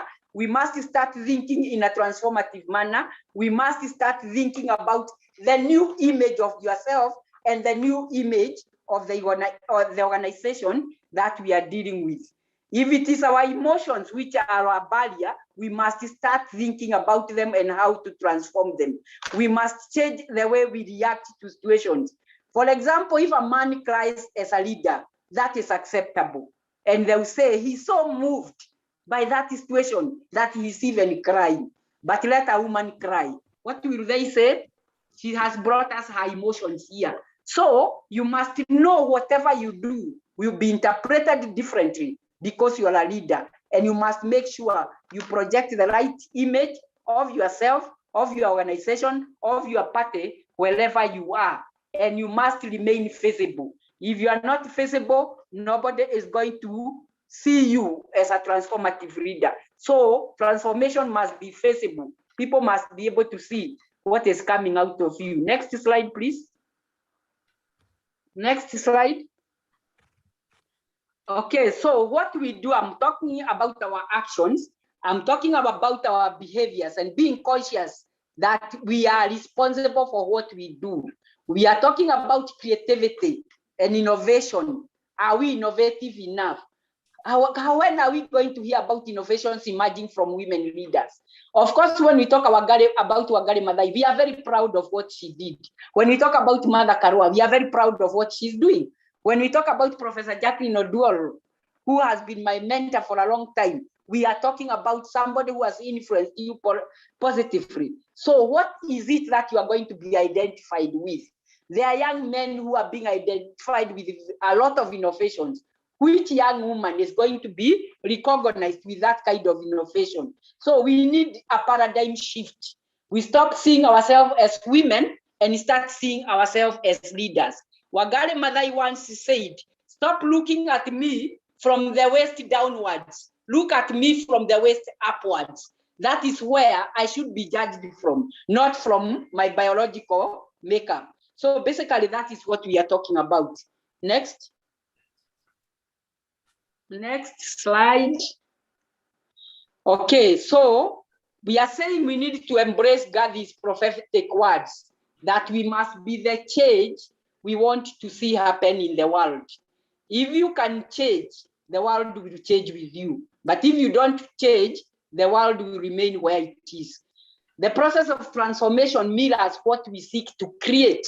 What is the new you yourself you want to see? What is the new party you want to see? What is the new political terrain in Kenya that you want to see? If we can change in that process, then we will say we are moving towards the right direction. Next slide. So we must look at the outcome. What is the outcome of what we want to transform, and how will it change the situation we have found ourselves in? Let's not keep lamenting what our grandmothers lamented over, what our mothers lamented over, what we are lamenting over, and our children will come to lament the same. This narrative must be changed by transforming ourselves, and we can only come up with a new Kenya, a new nation, a new Africa, by transforming ourselves. We have to be the change that we are looking for. Next slide. Next slide. Okay, you can see we are talking about leadership, the transactional versus the transformative leader. Of course, the transactional leader is that kind of leader who normally uses their possession to manipulate people. For example, they punish you if you don't do the right things, or they reward you if you do the right things. We are not looking for business managers. We are looking for leaders. Leaders lead the way, and people take the direction they are being shown to go. They don't wait to be rewarded or punished depending on what they are doing. Next slide. You can see the characteristics of each. We have talked about some of them, and you can read them through the slides. Next slide, please. Okay, I have also put those ones so that you can see what you are supposed to do as a transformative leader, the strategies that we should employ so that we are able to achieve the goals that we are seeking for. Next. So if you look at that one, you will see that we are saying women need not only to hold possessions, but they must be acting on those possessions. If you look at many women in positions of leadership, some of them, their role is to confirm, to concur, to pray, to serve tea. We have been told, I heard this morning of people who have been in county assemblies or in parliament for 5 years. They have never opened their mouths unless they are yawning, and yet they are representing women. Those women do a lot of disservice to other women. Remember, we are very few in positions of leadership. So if we don't play our role, we are damaging the entire image of women. We are judged with different parameters, and those parameters are very destructive, especially if you are not doing the right thing. So we are saying we must learn to be in a position and be seen to be transformative for the benefit not of only yourself, but for the entire women and the world at large. Next slide. Of course, we have the traits of transformative leaders. That is important. You can see they demonstrate confidence and leadership. And it is important that when you are in a position, let them know you are confident about what you are saying. There is this new emerging culture when a woman is starting to talk, a man will jump over and start saying what she's trying to say is this or that. Don't let people pick your words and explain what you are saying. The minute they are saying on your account, remember you are already disadvantaged, you have already been made invisible, and the person who speaks those words now becomes the star. Don't be disadvantaged by letting people think you are not confident to express yourself on the issue you want to express. Next slide. Again, don't be afraid to be unique. Many of us want to be in crowds. We have said Wangari Maathai did not care about being the only one fighting against the construction of that skyscraper in Uhuru Park. She stood to be counted. Are you unique? Are you coming up with something which can be seen and can be counted on your image as a transformative leader? Communication, I will not talk about that because I think Mr. Muzomi did a very good job of it. It is important that you are able to communicate, and we keep saying that what is in your heart is not known until it is verbalized. Let people know what you are saying, and let be a person to be counted on that account. Of course, you must respect the concerns of others. Next slide. You must be able to respect the concerns of others. Some of us, again, become so opinionated that we live in the world of our own. Please make sure that you show respect and concern for others. You must also be knowledgeable, and that is self-capacity building. The day you stop reading is the day you stop reading. I am sure Balasa is going to tell me I'm not saying it properly, but basically we are saying you must continue studying if you want to be a leader. Next slide. The question of humility is very, very important, and you must be able to make mistakes and take responsibility for those mistakes, and of course ensure whatever you come up with is addressed immediately. If you make a mistake, accept the mistake and rectify that mistake. We are not angels, we are human beings, and you cannot be perfect. So stop blaming yourself or cocooning yourself just because you have made a mistake. Next slide. Next slide. We are saying I can be a role model. A B. Can you see the B? There's a B and a role model. A B makes sure everybody knows it exists, but it can be followed and be seen for what it is doing. By the end of it, it will be able to give you the honey they are looking for. So basically ensure you become that B. Yes, next slide. So we need leaders with integrity. This is a whole chapter in our constitution, and there is no exception even for young women. Remember, young women are even worse because we are blamed for very many things which other people can get away with. The next, of course, we need the ability to delegate. You are not a superwoman. You cannot be everywhere. Delegate some of the responsibilities. But even when you do, ensure that you delegate with accountability, and you can be able to be accountable for whatever decisions are made by those you have delegated to. Next slide. Self-awareness, this we have talked about. Who are you? Why are you there? What are you doing for us? How do we benefit from your self-awareness? It is important, and make sure that you are also grateful and you learn agility so that whatever you do, you are able to help others. So basically, in conclusion, I can say we need to understand, conclusion, we need to understand, conclusion,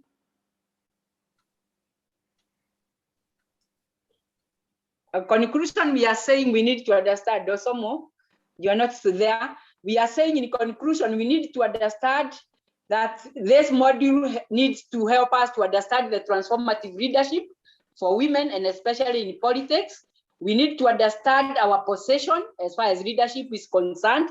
We need to understand gender justice and the way power is exercised and used and abused. And more importantly, how we seize every opportunity that is there for us to become transformative leaders. And if we do, we will see a new person, we will see a new party, we will see a new nation and a new Africa, if not a new world.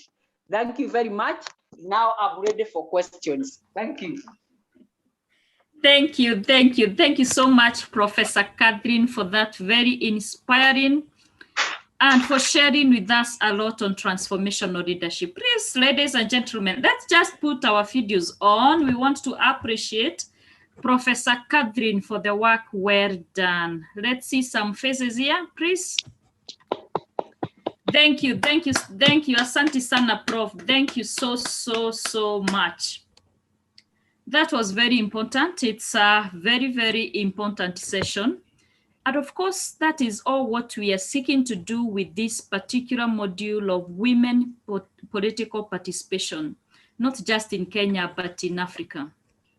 And of course, the world at large. So what are we saying, ladies and gentlemen? That having gone through all these modules at Fawe, through these academies, that at the end of the day, we don't just want you to take up positions or to get into those political leadership positions, but we want you, once you get there, you need to be transformational enough. The parting shot for Prof was that if we become transformational leaders, then we are going to change Africa as a continent. But there's one key thing that she also mentioned, that change must start with you. So we are not going to transform Africa. We are not going to transform Kenya. We are not going to transform our communities. We are not going to transform our families until we transform ourselves first. So change must start with us. And change that starts with us is change that is positive. It's change that is therefore sustainable. So the key one thing here is leadership is not about positions. Whether you get these political seats or you don't get, yes. Remember, there's a session that was actually reminding us that we need to prepare 2 speeches in case you win, in case you don't win. So we are saying, if you happen to win, and that is our prayer, come 2022, then please go and take transformational approaches there. Should you not win, please know that you are already a leader in whatever context that you are in. From the family level to the community level to the country level, whoever you interact with, try to use transformational approaches in everything that we do. It is the only way then you're going to bring the change that we are so much looking forward to, particularly in Africa as a continent. Remember, we keep saying in Africa, Africa is so rich, yet so poor.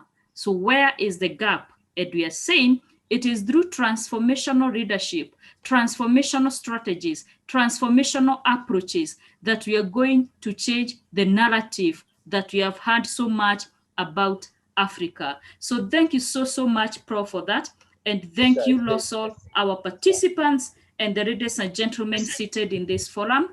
We truly appreciate that. Now, allow me now, I want to believe that our guest speaker is with us. Professor Nana will be speaking to us in the next couple of minutes. And as we have been saying throughout since Monday, that we are integrating the guest speakers so that we can hear their voice in the issues that we are bringing on board through the modules of this academy. We have just gone through transformational leadership. And we therefore wish to have a guest speaker, as we have had in all the other sessions, so that we see where theory meets practice. I said I will use that word until Friday. We want to see, to hear where theory meets practice. We want to hear, is it practical? Is it possible to become transformational leaders? Is it possible even to apply transformational approaches and strategies? Is it possible that transformational leadership can change the narrative of Africa, the narrative of Kenya, for instance, the narrative in women political participation? So I wish, therefore, to hand over the program to Rachel, who is our host from Fawe, to kindly usher in our guest, who will take us through that experience sharing session. Thank you so much, Rachel. Thank you so much, Dr. Terry, and thank you so much, Professor Catherine Ndungu, for really taking us through the theory, as Dr. Terry says, the theory, and now we want to introduce the practical so that we can merge the two, the theory to meet the practical. And colleagues, please, let's have all our videos on to just appreciate Professor Catherine Ndungu and for all the questions that we have had. Please, let's all have our videos. Thank you so much, Prof. We really appreciate you for this, and we thank you for being part of our facilitators. Thank you so much. Colleagues, I'm excited. I'm excited. It's so exciting. It's so exciting because we have our guest speaker in the room. Please allow me to invite our executive director, Martha, who will in turn invite our guest speaker. Oh, this is so exciting. Thank you so much, Martha. The floor is yours. Please go ahead. Yeah, thank you, Rachel. Thank you, everyone. I know I've not been attending full time, but I keep checking in and out. And I want to agree with Rachel and everybody else that this is a training worth it. And I'm convinced that everybody that has been attending, by the time we close this on tomorrow, Friday, I think all of us will be ready for the rest. And what has made it even more practical is by us having the guest speakers. And this has been right from the first academy. We have role models. We have women that have seen it all. And as young women, it's very, very, very important that we listen to these women that have really walked tough journeys. And it is in their footsteps that we do follow. And allow me at this juncture to, in a special way, first of all, to thank Professor Nana for joining us, for creating time. I know how busy she is. And Professor Nana is a FAWE Africa board member. But before being board member, she was the chairperson of the FAWE Africa board. And Professor Nana is a professor of literature. She's not only a politician, but she's an academician. So she combines academics and politics. And you know what that means. You will have all the rules of the game. So we are privileged to have Professor Nana join us. And for many of us who may not have known Professor Nana, we hold her in high esteem because she's one of the courageous women in Africa that have managed to be running mates for the presidential aspirants. And that makes us feel Professor Nana is one of the great women that will be able to share with us today. We need to listen to her story and we shall learn a lot. Some of us have already learned a lot from her. And so we all take the privilege. Professor Nana, thank you for finding time and we look forward to hearing from you. And allow me invite you to speak to us. Thank you. You're welcome, Professor Nana.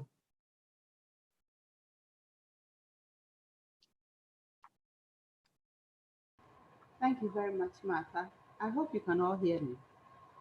Yes, we can hear you. All right. Thank you very much. Let me extend thanks to all of you who are listening. Greetings from Ghana. It's still morning here. And especially to Martha. Martha, you really ensured that I'm here. And believe me, I'm happy to be here. I'm very happy to be here. It's always a joy to see so many young, aspiring people, especially the young ladies. And it wasn't an opportunity I was just simply going to miss, because these are people who are willing to affect our continent in very positive ways. If I were to tell my story, I'll speak forever. What I want to do is to pick the signpost, if you may. What is it that we need to be conscious of? The books are there. How many of the books have been written by us? Look at the authorship on gender, on leadership, even in Africa. Who is speaking for us? Who is telling us what to do? And why do we keep listening to people who have kept us down, who are telling us what to do? Where is the scholarship coming from? Where are the theories coming from? Which of them are we propounding? Young ladies, we have work to do. And I know that you and I can do it. For example, if many of our young girls are already dropping out too soon, not moving up, terminating the education too early, please believe me that the agenda for limitation is it. So we need to look back and be interested in what is happening to these young people. I keep saying that we should get to a level where it is no longer surprising that there's a woman scientist or a top woman biologist or whatever on this continent. We keep getting surprised. We keep getting surprised about women in politics, when it should be the most ordinary thing that should happen to any society. But it hasn't happened that way. So we must all be interested in ensuring that women enter, they stay, and they move up in whatever direction. We don't all need to move up in one direction. We have different talents, we have different energies, we have different interests. And each of these need to be respected. And believe me, all of these have a lot to do with women in politics. Every so often, it's a few people who can speak English and who go to the villages and the markets and convince other people. Who says they cannot convince us? It's a matter of seeing ourselves in each. And that is how the sisterhood will be built. It's not top down. It should be both vertical and horizontal. And so that happens, moving up to be difficult. Another area I want to focus on is confidence building. Who are we? When you say a woman, what have you said? What have you not said? Do we trust in our own ability to move up? Are we looking at ourselves the way others think we must look at ourselves? Are we looking for validation where we know it will not come from?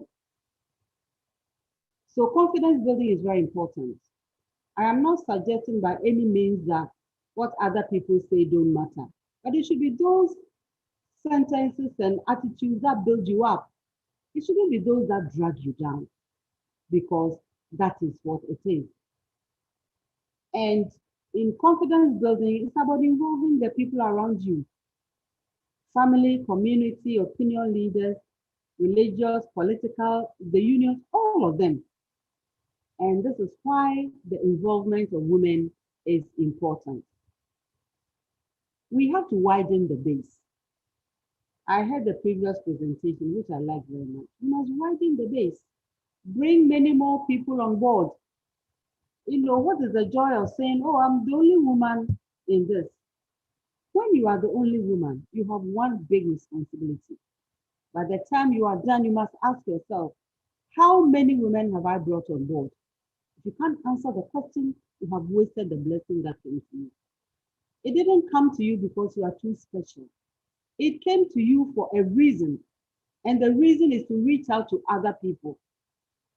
And, you know, an ingredient which is very, very essential is sincere commitment. And I'm saying sincere commitment with all seriousness. For some of us, issues of women, you know, is just a fashionable topic. It is where the funding is. It is how I can quickly rise in my profession.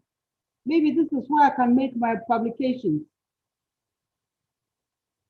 You know, for a lot of us, the gender activists, the gender specialists, and so on, is a real commitment. Is it for ourselves? Is a primary reason to bring others along, or it is just for our own gratification? We need to be very mindful of this, because we are not where we need to be. The women in our history, and I heard you mention many women in your country, including Mathai, who I really, really respect so much. And as I was following her through her passing, so I asked myself, so where were the rest of the Kenyan women? What support did you give her? Because there were times when I saw that she was like lonely. And I asked myself, so where are the others? We need to show solidarity. Maybe at that time, no, if I go and talk, they'll sack me. If I go and do this, they'll hurt me.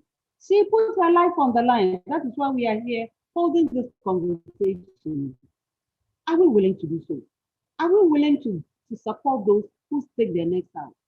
Or we are all going to coil into our shells and see that, you know, when the drama is over, they will come and see what benefits have accrued to us. Hopefully that is not the case. But there are many, many women in our continents, and every country has some. Research their backgrounds. Look at their achievements. There are many, many unsung heroines. Where are they? What do we learn from them? It's not only about examples of women elsewhere. And you know, when this whole thing started, women's studies and so on, sometimes they even put pressure on us. You know, if you don't have this particular line in your proposal, then the funding will not come to your country. Where are the own women? Where are the women? It tells you that you need a different strategy. They are not going to push you up because they survive on your status as a low person. Who says they are going to hold your hand? Only you can pull yourself up. Only you can hold each other's hand. Only you can care for your continent in a way that suits you. If the other person is just taking your resources, why does he want you to come up? What for? So you see, it's not a cup of tea. But let me tell you, it is doable.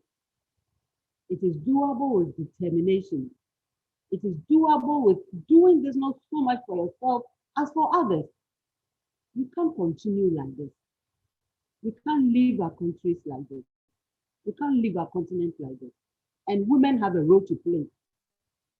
When the disaster comes to surface, we can talk about that another time. So you see, there are many unknown heroes, as I say. Look for them. They are around us. In my country, I see them in the street selling, and I have the highest respect for them. I don't know how I'm going to carry a baby on my back, a huge tray of food on my head, and walk in the sun selling.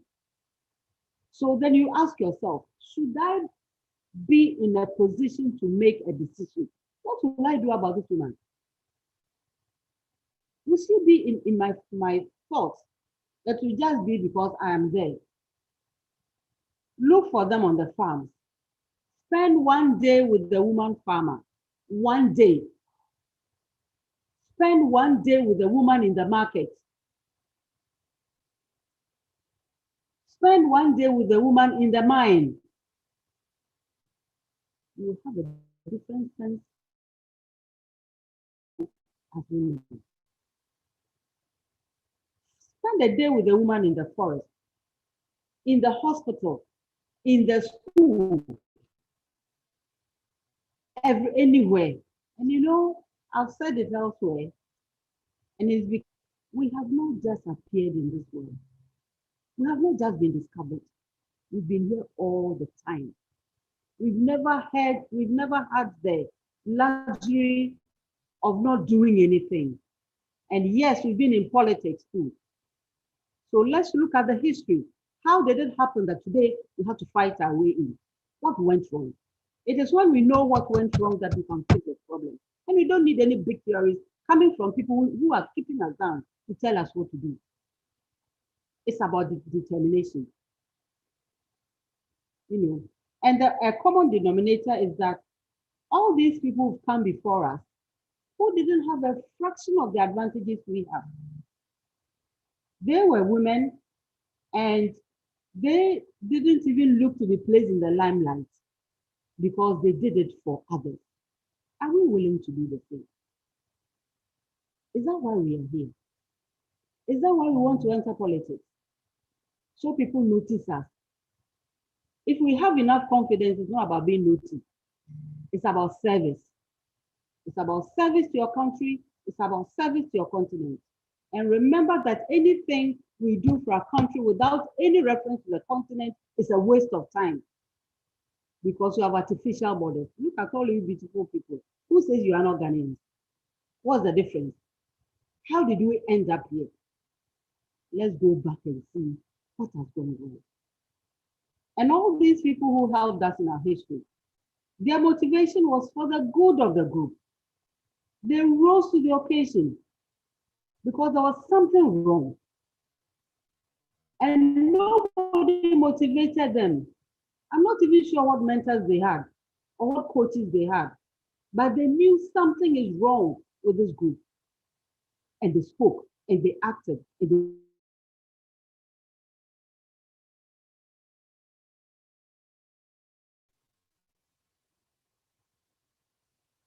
How much formal encouragement do they have?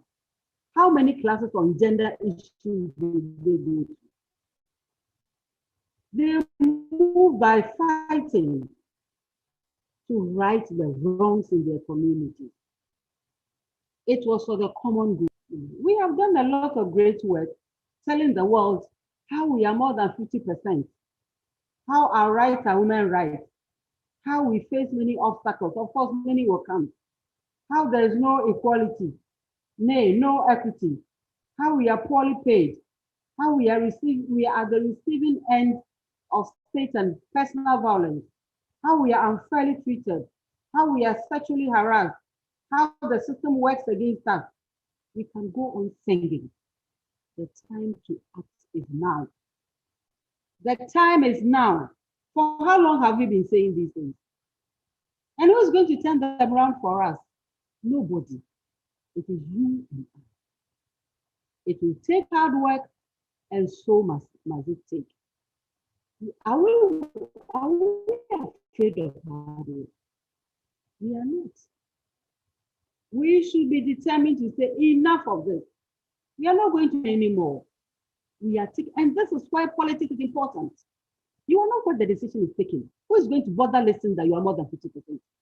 Who is going to say there's no equity? So let's see what we can do for the women. We don't want anyone to do anything for us. We need to do it for ourselves. And everybody must understand that by doing it for ourselves, we do it for our country, we do it for our continent. It is not about individual things. Yes, all these are true. They need highlighting. But my beloved people, we must move beyond this. We've been here for too long. The statistics are there. Child bride, what is it? Plenty of them. Every time they come, NGOs come, they run workshops. Then what happens? Then they themselves will come around and tell you how the figures are going down. So what? We want those figures to disappear. Are we going to be happy that your country needs 1,000 doctors and you have 100 but 50 are women? Are you going to be happy with that? So you see, and this is why politics is important and defined as access to power to make a difference. You don't just get the power for yourself. You get the power to cheat, you get the power to steal, you get the power to intimidate, you get the power to disrespect, you have lost it. Man or woman, you have lost it. So we need to interrogate the models of power that exist. Yeah, so when a woman raises her voice and hey, you are this, and when a man, who cares? Do your work the way you should do it. That's what matters. It's about the legacy you leave. And the other person judging you, who is he? Why do you think his voice is so important? Or if I say the men will say this, if I say, sometimes they're not even saying anything. It's our own lack of confidence that is dictating those debilitating conclusions to us. We need to look at it again. And who is listening to our reality? Who can change these realities for us? It is definitely not the one who is profiting by this reality. Only the one suffering can change her situation. Remember Bob Marley says, he who feels it knows it. We are at the razor edge of life. Only we can move ourselves from that situation. Nobody will do it for you. We've waited for too long. We need to make our counterparts, our male counterparts, realize what they lose by the losses of women. Let them know what they lose by closing the doors in our faces. And this time, we will open the doors ourselves. No one will open them for you. And let them know what their mothers lose, what their sisters lose, what their daughters lose, what their grandmothers lose when we are not part of it. And in the traditional setting, it's not about being seen. It's not a beauty contest. It's about influencing. And if in another culture, it's about doing it in the open, we don't have a monolithic universal culture. let's grow our own and let's make them relevant to our youth. We can stimulate development in a way men hardly can. And let me illustrate with maybe water. You know, when there's water in a society, everybody enjoys the water and gets the use of the water. You know, when there's no water, who fetches the water? Is it the men or the women? Who fetches the water? If it's not the woman, it's the girls. When that girl has fetched water from a well, how many miles away, and she gets to school, isn't she going to sleep? Then we say the girls are not doing well. Say who? Who says you can't do well? So that is why you need to be there to influence the decision about water, influence the decision about healthcare, influence the decision about good roads, and let everybody understand it's not a gender war. Both of us, as our men, we are all at the bottom of the global economy. Where are we? How much of our resources do we own? These are the things that should engage us. And so 2% comes and we are busy fighting over the 2%. Of course we should, but shouldn't we wage a bigger fight to ensure that the pie is not 5 centimeters, but it's 100 centimeters? We need to rethink. We need to refocus. And this is why politics is important.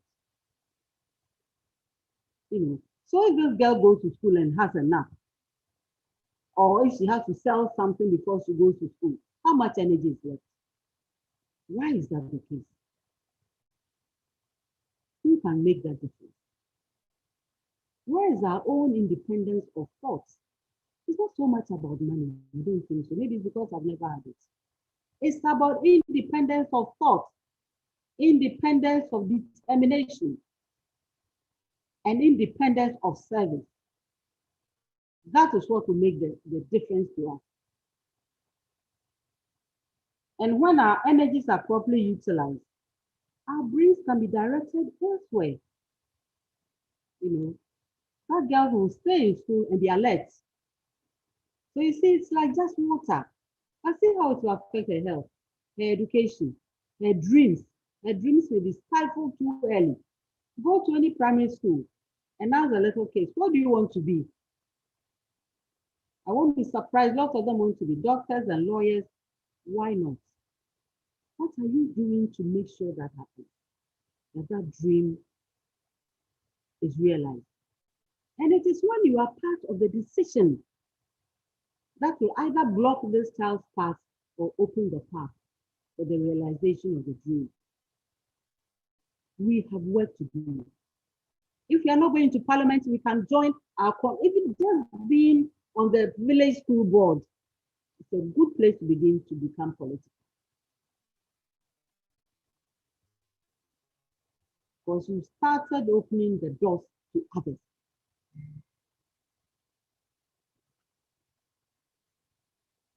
And I talk about our independence, and I'm very, very serious about that. All this dependence on our male partners and counterparts, you know, and all this violence that we endure for what? So yes, oh, he is the one who should speak. What happened to your speech? It's not about going to fight or being disrespectful or, you know, being insulting. That doesn't help anybody. But you see, it is also not about allowing yourself to be brutalized. To what end is that? How do we place our own power in the hands of a gender who has no way of understanding, for example, what pregnancy does to a woman's body? I don't know the policy regarding maternity leave in your country.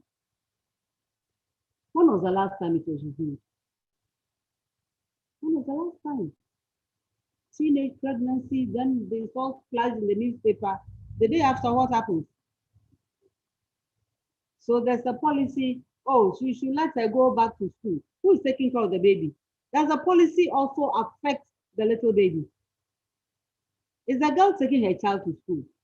Is she leaving her with her mother? Is the mother in a position to take care of another baby? Who will bring this subject up in cabinet? You think your male counterpart will? I doubt. Because they don't know what it is like to hold a baby with fever all night, just praying for the light of dawn to shine so you can take the child to a hospital. So who's going to talk about children's health? Who's going to talk about women's health? You need to get into politics to be in the place where these decisions are made.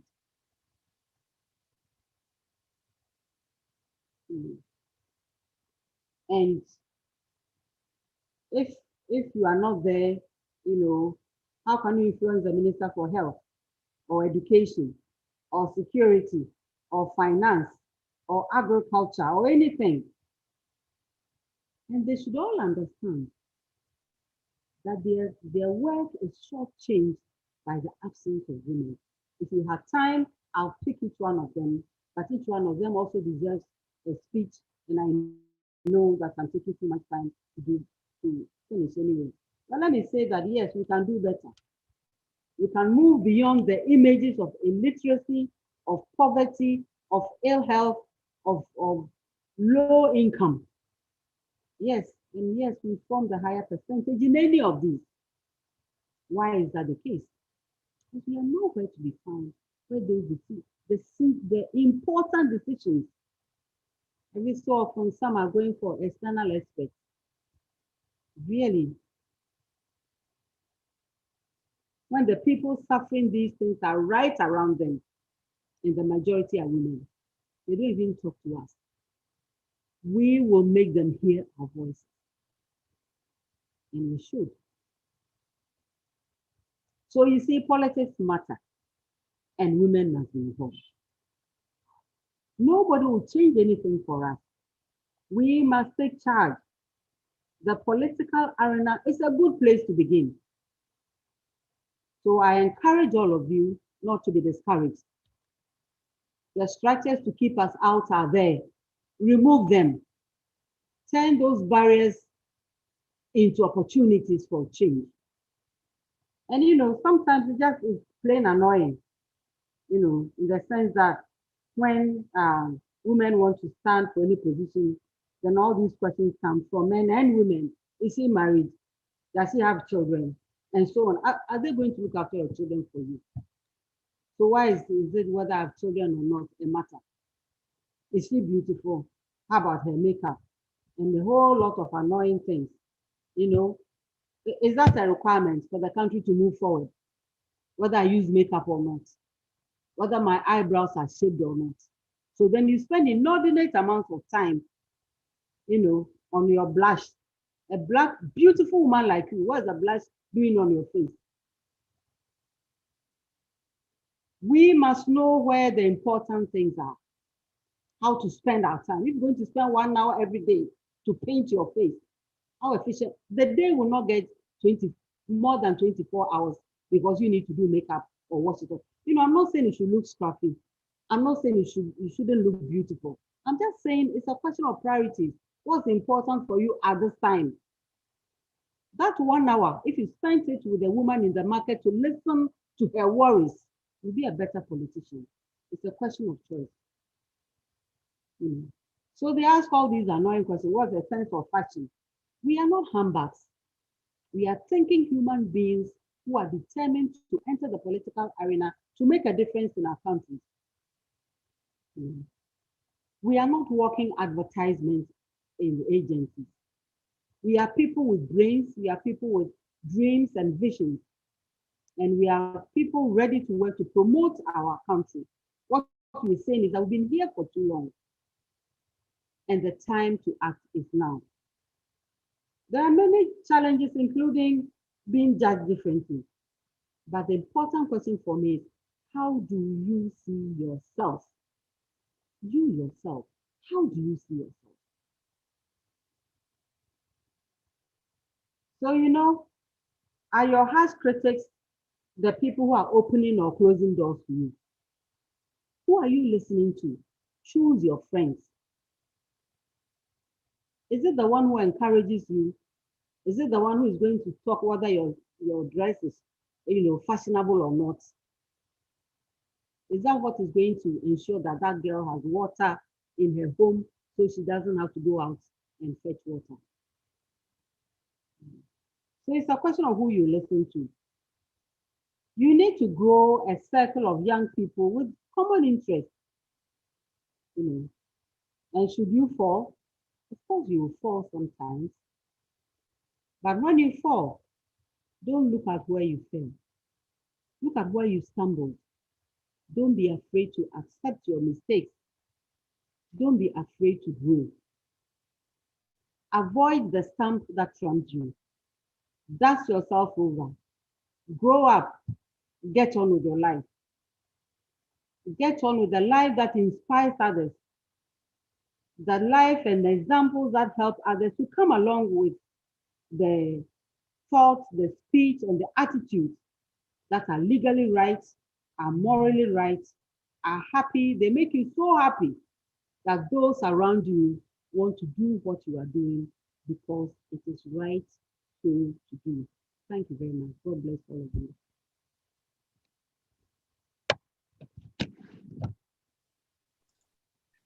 Wow, wow, amazing, amazing. Colleagues, please, please, thank you so much, Professor Nana.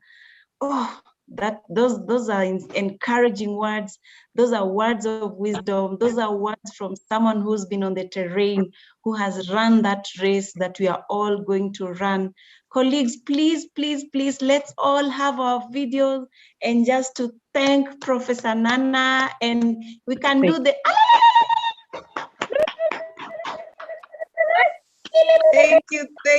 thank you so much. Thank you very much. So much. We appreciate you. Thank you. Thank you. And we appreciate you, and we appreciate the time that you have spent with us to really hear from you. We really celebrate you. We are behind you. We celebrate you. As Fawe, when we saw that and you're like, yes, she is one of us and we are proud of her. So thank you so much. And we are so encouraged and so happy.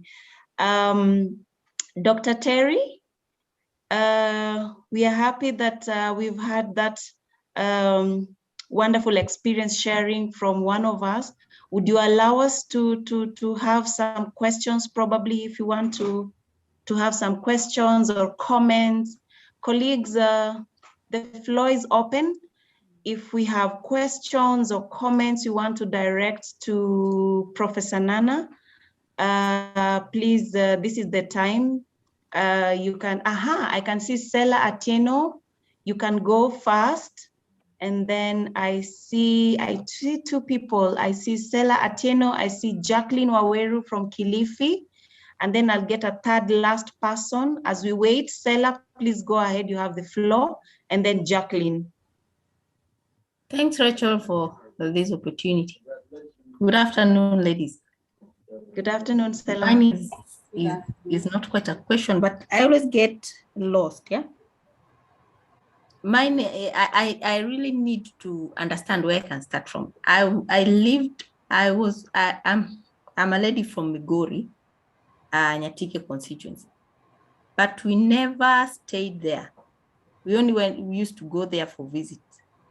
And then my dad, alihama, akaenda Rongo. So Rongo is where you may need to speak in Swahili. Is this a question that you're directing to Professor Nana or to? Exactly. Okay, please, you might need to speak in Swahili. Oh. Yes, please. Go ahead. Go ahead. So my parents moved to Rongo. So that's where we've been staying for 5 years. I've been interacting with people from Rongo from time to time, but only on holidays, maybe in March and December. And the last time I went there, there was a teacher I was interacting with, and he told me that we need girls like you in this area, girls who've been out there and actually know the direction of where life is headed to. because majority of the young girls there, when Corona broke, they opted for marriage, and they're getting married to maybe for 20 years old boys, and they're getting married at that young age. So I was asking, how can I go and tell people that this is what I want to bring to them in Rongo, yet I'm a born Migori Nyatike constituency? How do I maneuver around that kind of situation? So just to get a perspective of your question, is that you're born in one constituency, exactly, but you want to vie in a different constituency where you are married. Yeah, not married. Mm-hmm. Oh yeah, not yet married. Where not my yet parents married. now live. Yeah, I'm not yet Where married. My parents okay. now live. Okay, so Professor Nana, how do you manage those background it also comes like a barrier.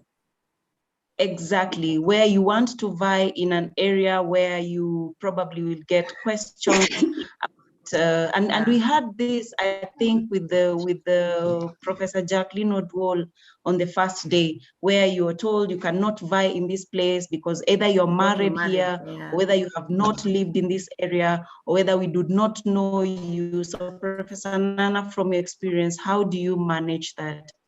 And then probably the second question, and then we'll allow Professor Nana to just respond. Jacqueline, please go ahead, you have the floor.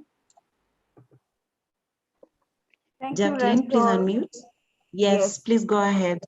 Thank you, Rachel. And for me, mine is not a question, actually. Mine is just an appreciation to Professor Nana. And I just feel so excited today, Rachel. I feel so excited because I feel like Professor was to come in today to really ignite some of us, because throughout the time that we've been going through as women leaders and as young women leaders, some of us, we felt a bit, we feel like we've been oppressed in a way that sometimes we come out too strong. And there's something that she has spoken, and it has really spoken to me. Like at times people feel like you're too loud for you being a woman, or sometimes even other women come to you and tell you, Jackie, maybe there are times you need to tone it down. And I really appreciated what she has said, that we really need to be careful also of the women that we keep around also, because I've been having an inner circle of older women who I had trusted that they would help me or guide me, but I've come to discover that there is one of them who keeps on like breaking me, even in terms indirectly, that she breaks. There's some comments that she makes whenever I'm in a meeting and I make a presentation. She'll be the first one to tell me, maybe you spoke too harshly, you shouldn't have brought that comment, that it was a bit harsh. So I've come to realize that she has been also interfering with or breaking my ego as a woman also. And as I'm trying to grow and I'm looking to her as a role model, she has been one person who's also, if I'm not careful, she's breaking me and making me to be somebody who I am not. So thank you so much, Professor Nana, and we are glad to have you today. I felt like we're having a one-on-one daughter to mother discussion, and it really ignited a fire. Thank you so much. Thank you so much, Jacqueline. I don't see any other question. Just probably read Professor Nana, some of the comments that are there on the chat box. Thank you so much. The challenge is where women vie is always an issue. Oh, that one, Professor Nana is going to just speak, but also someone saying, thank you so much, Professor Nana. This was very, very timely. Prof, please, if you could allow us to just give you the floor to respond to the questions. Go ahead, Prof, you have the floor.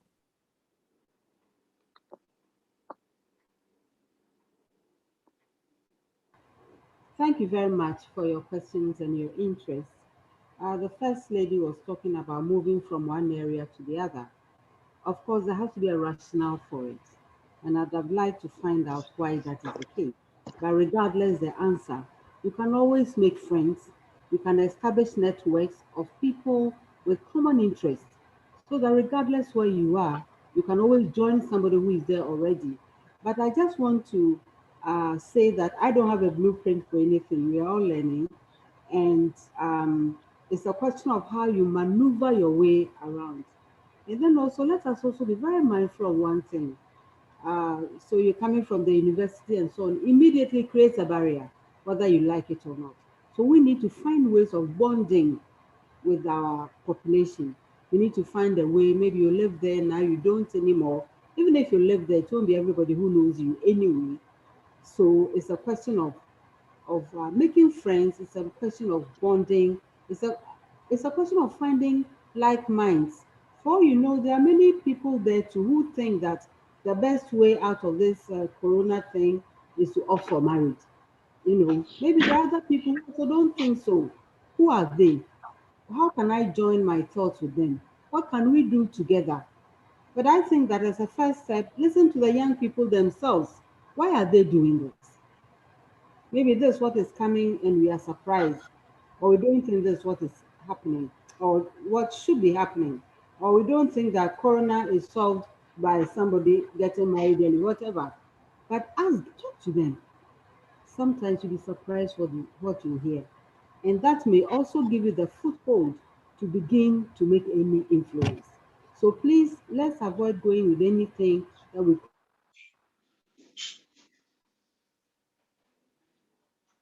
with the people themselves.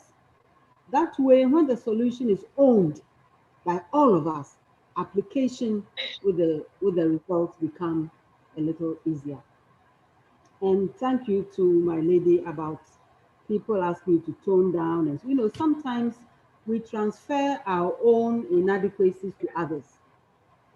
And also, you see, the one thing we need to be mindful is that when we say women, it doesn't mean that there's a monolithic, homogeneous group of women. No, it doesn't exist anywhere.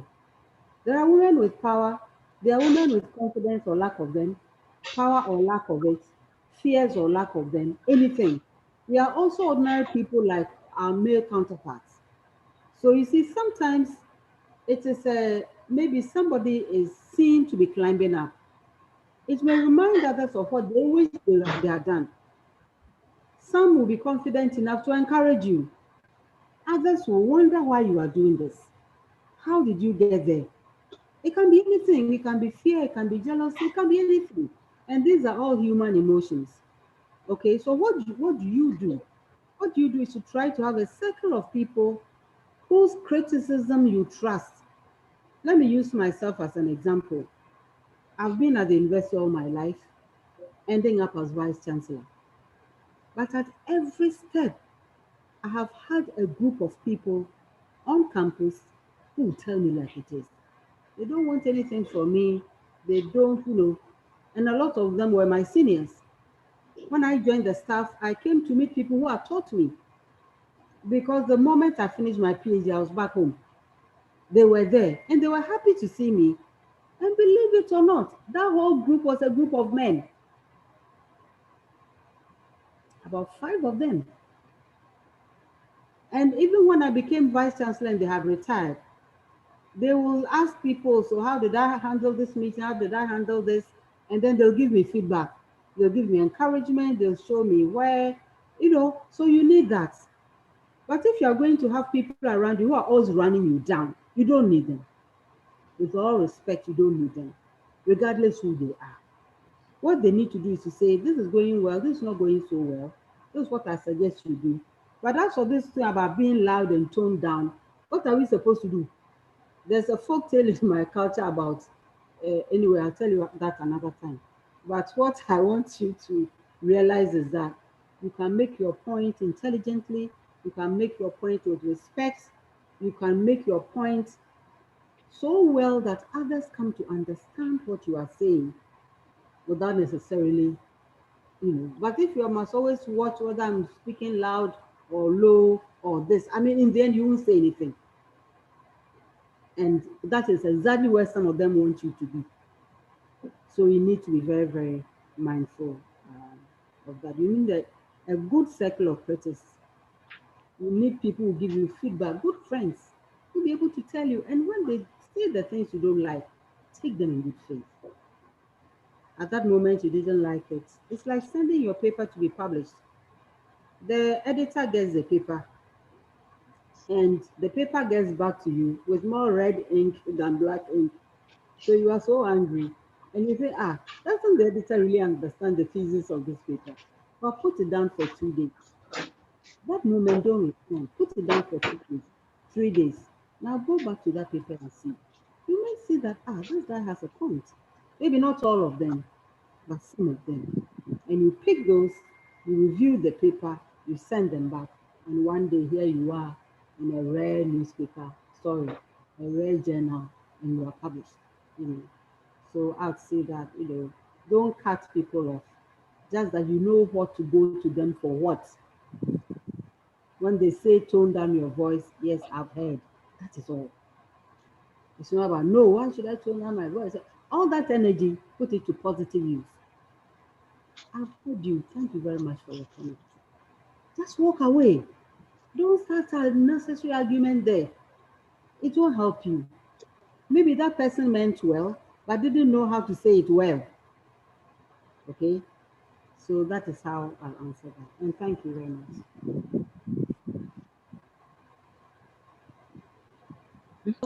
Sorry. Thank you so much, Professor Nana. And just one last, I don't know if you have 1 minute, 1 minute. I can see Dr. Mary Goretti's hand has been raised.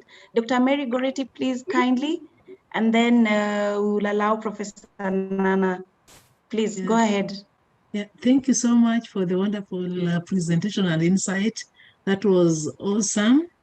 Mine is just to add on to what she has said, that in Kenya, we have had women who have been elected from where they were born, and those ones who have been elected to where they were married, where they have been married, and those ones who are not yet married and they have been elected. So I would request all of us here to look out for them and ask them how did they go about it, so that we can draw from their experience and take the best out of it. Thank you so much, Professor. Wow, thank you so much, Professor Nana. And Professor Nana, we cannot just stop thanking you so much for really being part of our academy. So this is our academy 2, and this is our day 4, and tomorrow will be our day 5. We've been having a series of daily training. So thank you so much, and thank you for your time. Please feel free. We are still on today and tomorrow. You're free to join us anytime you have time between today and tomorrow. Please feel free to join us. We'll be happy to welcome you and listen from you. Thank you so much. Thank you very much. Thank you also for having me. It's been fun, and I wish you the best of outcomes for the rest of your program. Stay well, stay the course, and take care of yourselves. Thank you so much. Thank you so much. Thank you, thank you, thank you so much. Thank you. Oh, I forgot the sign language. Thank you so much. Terry, Dr. Yes, Terry. Lecho. Yes, Lecho. Is this where you allow us to go for a 1 hour or 40-minute lunch break? Absolutely. Let's try 45 minutes. Okay, let's try 45 minutes. So that means we will be back at 10 minutes to 3. It's now 10 minutes to 2. At 20 minutes to 3, Terry, 20 minutes to 3? Yeah, 20 minutes to 3. All right. 20 minutes to 3, colleagues. Enjoy your lunch break. Have a very restful lunch break, and see you in the next 40 minutes. And also just to thank our executive director, and to thank the facilitators, to thank all the participants for your commitment, and most of all to thank also our sign language interpreters who are our facilitators for this academy. So thank you very much, Joanne. We'll appreciate if you give us an interlude of music as we go for lunch break, and see you back at 20 minutes to 3. Thank you so much.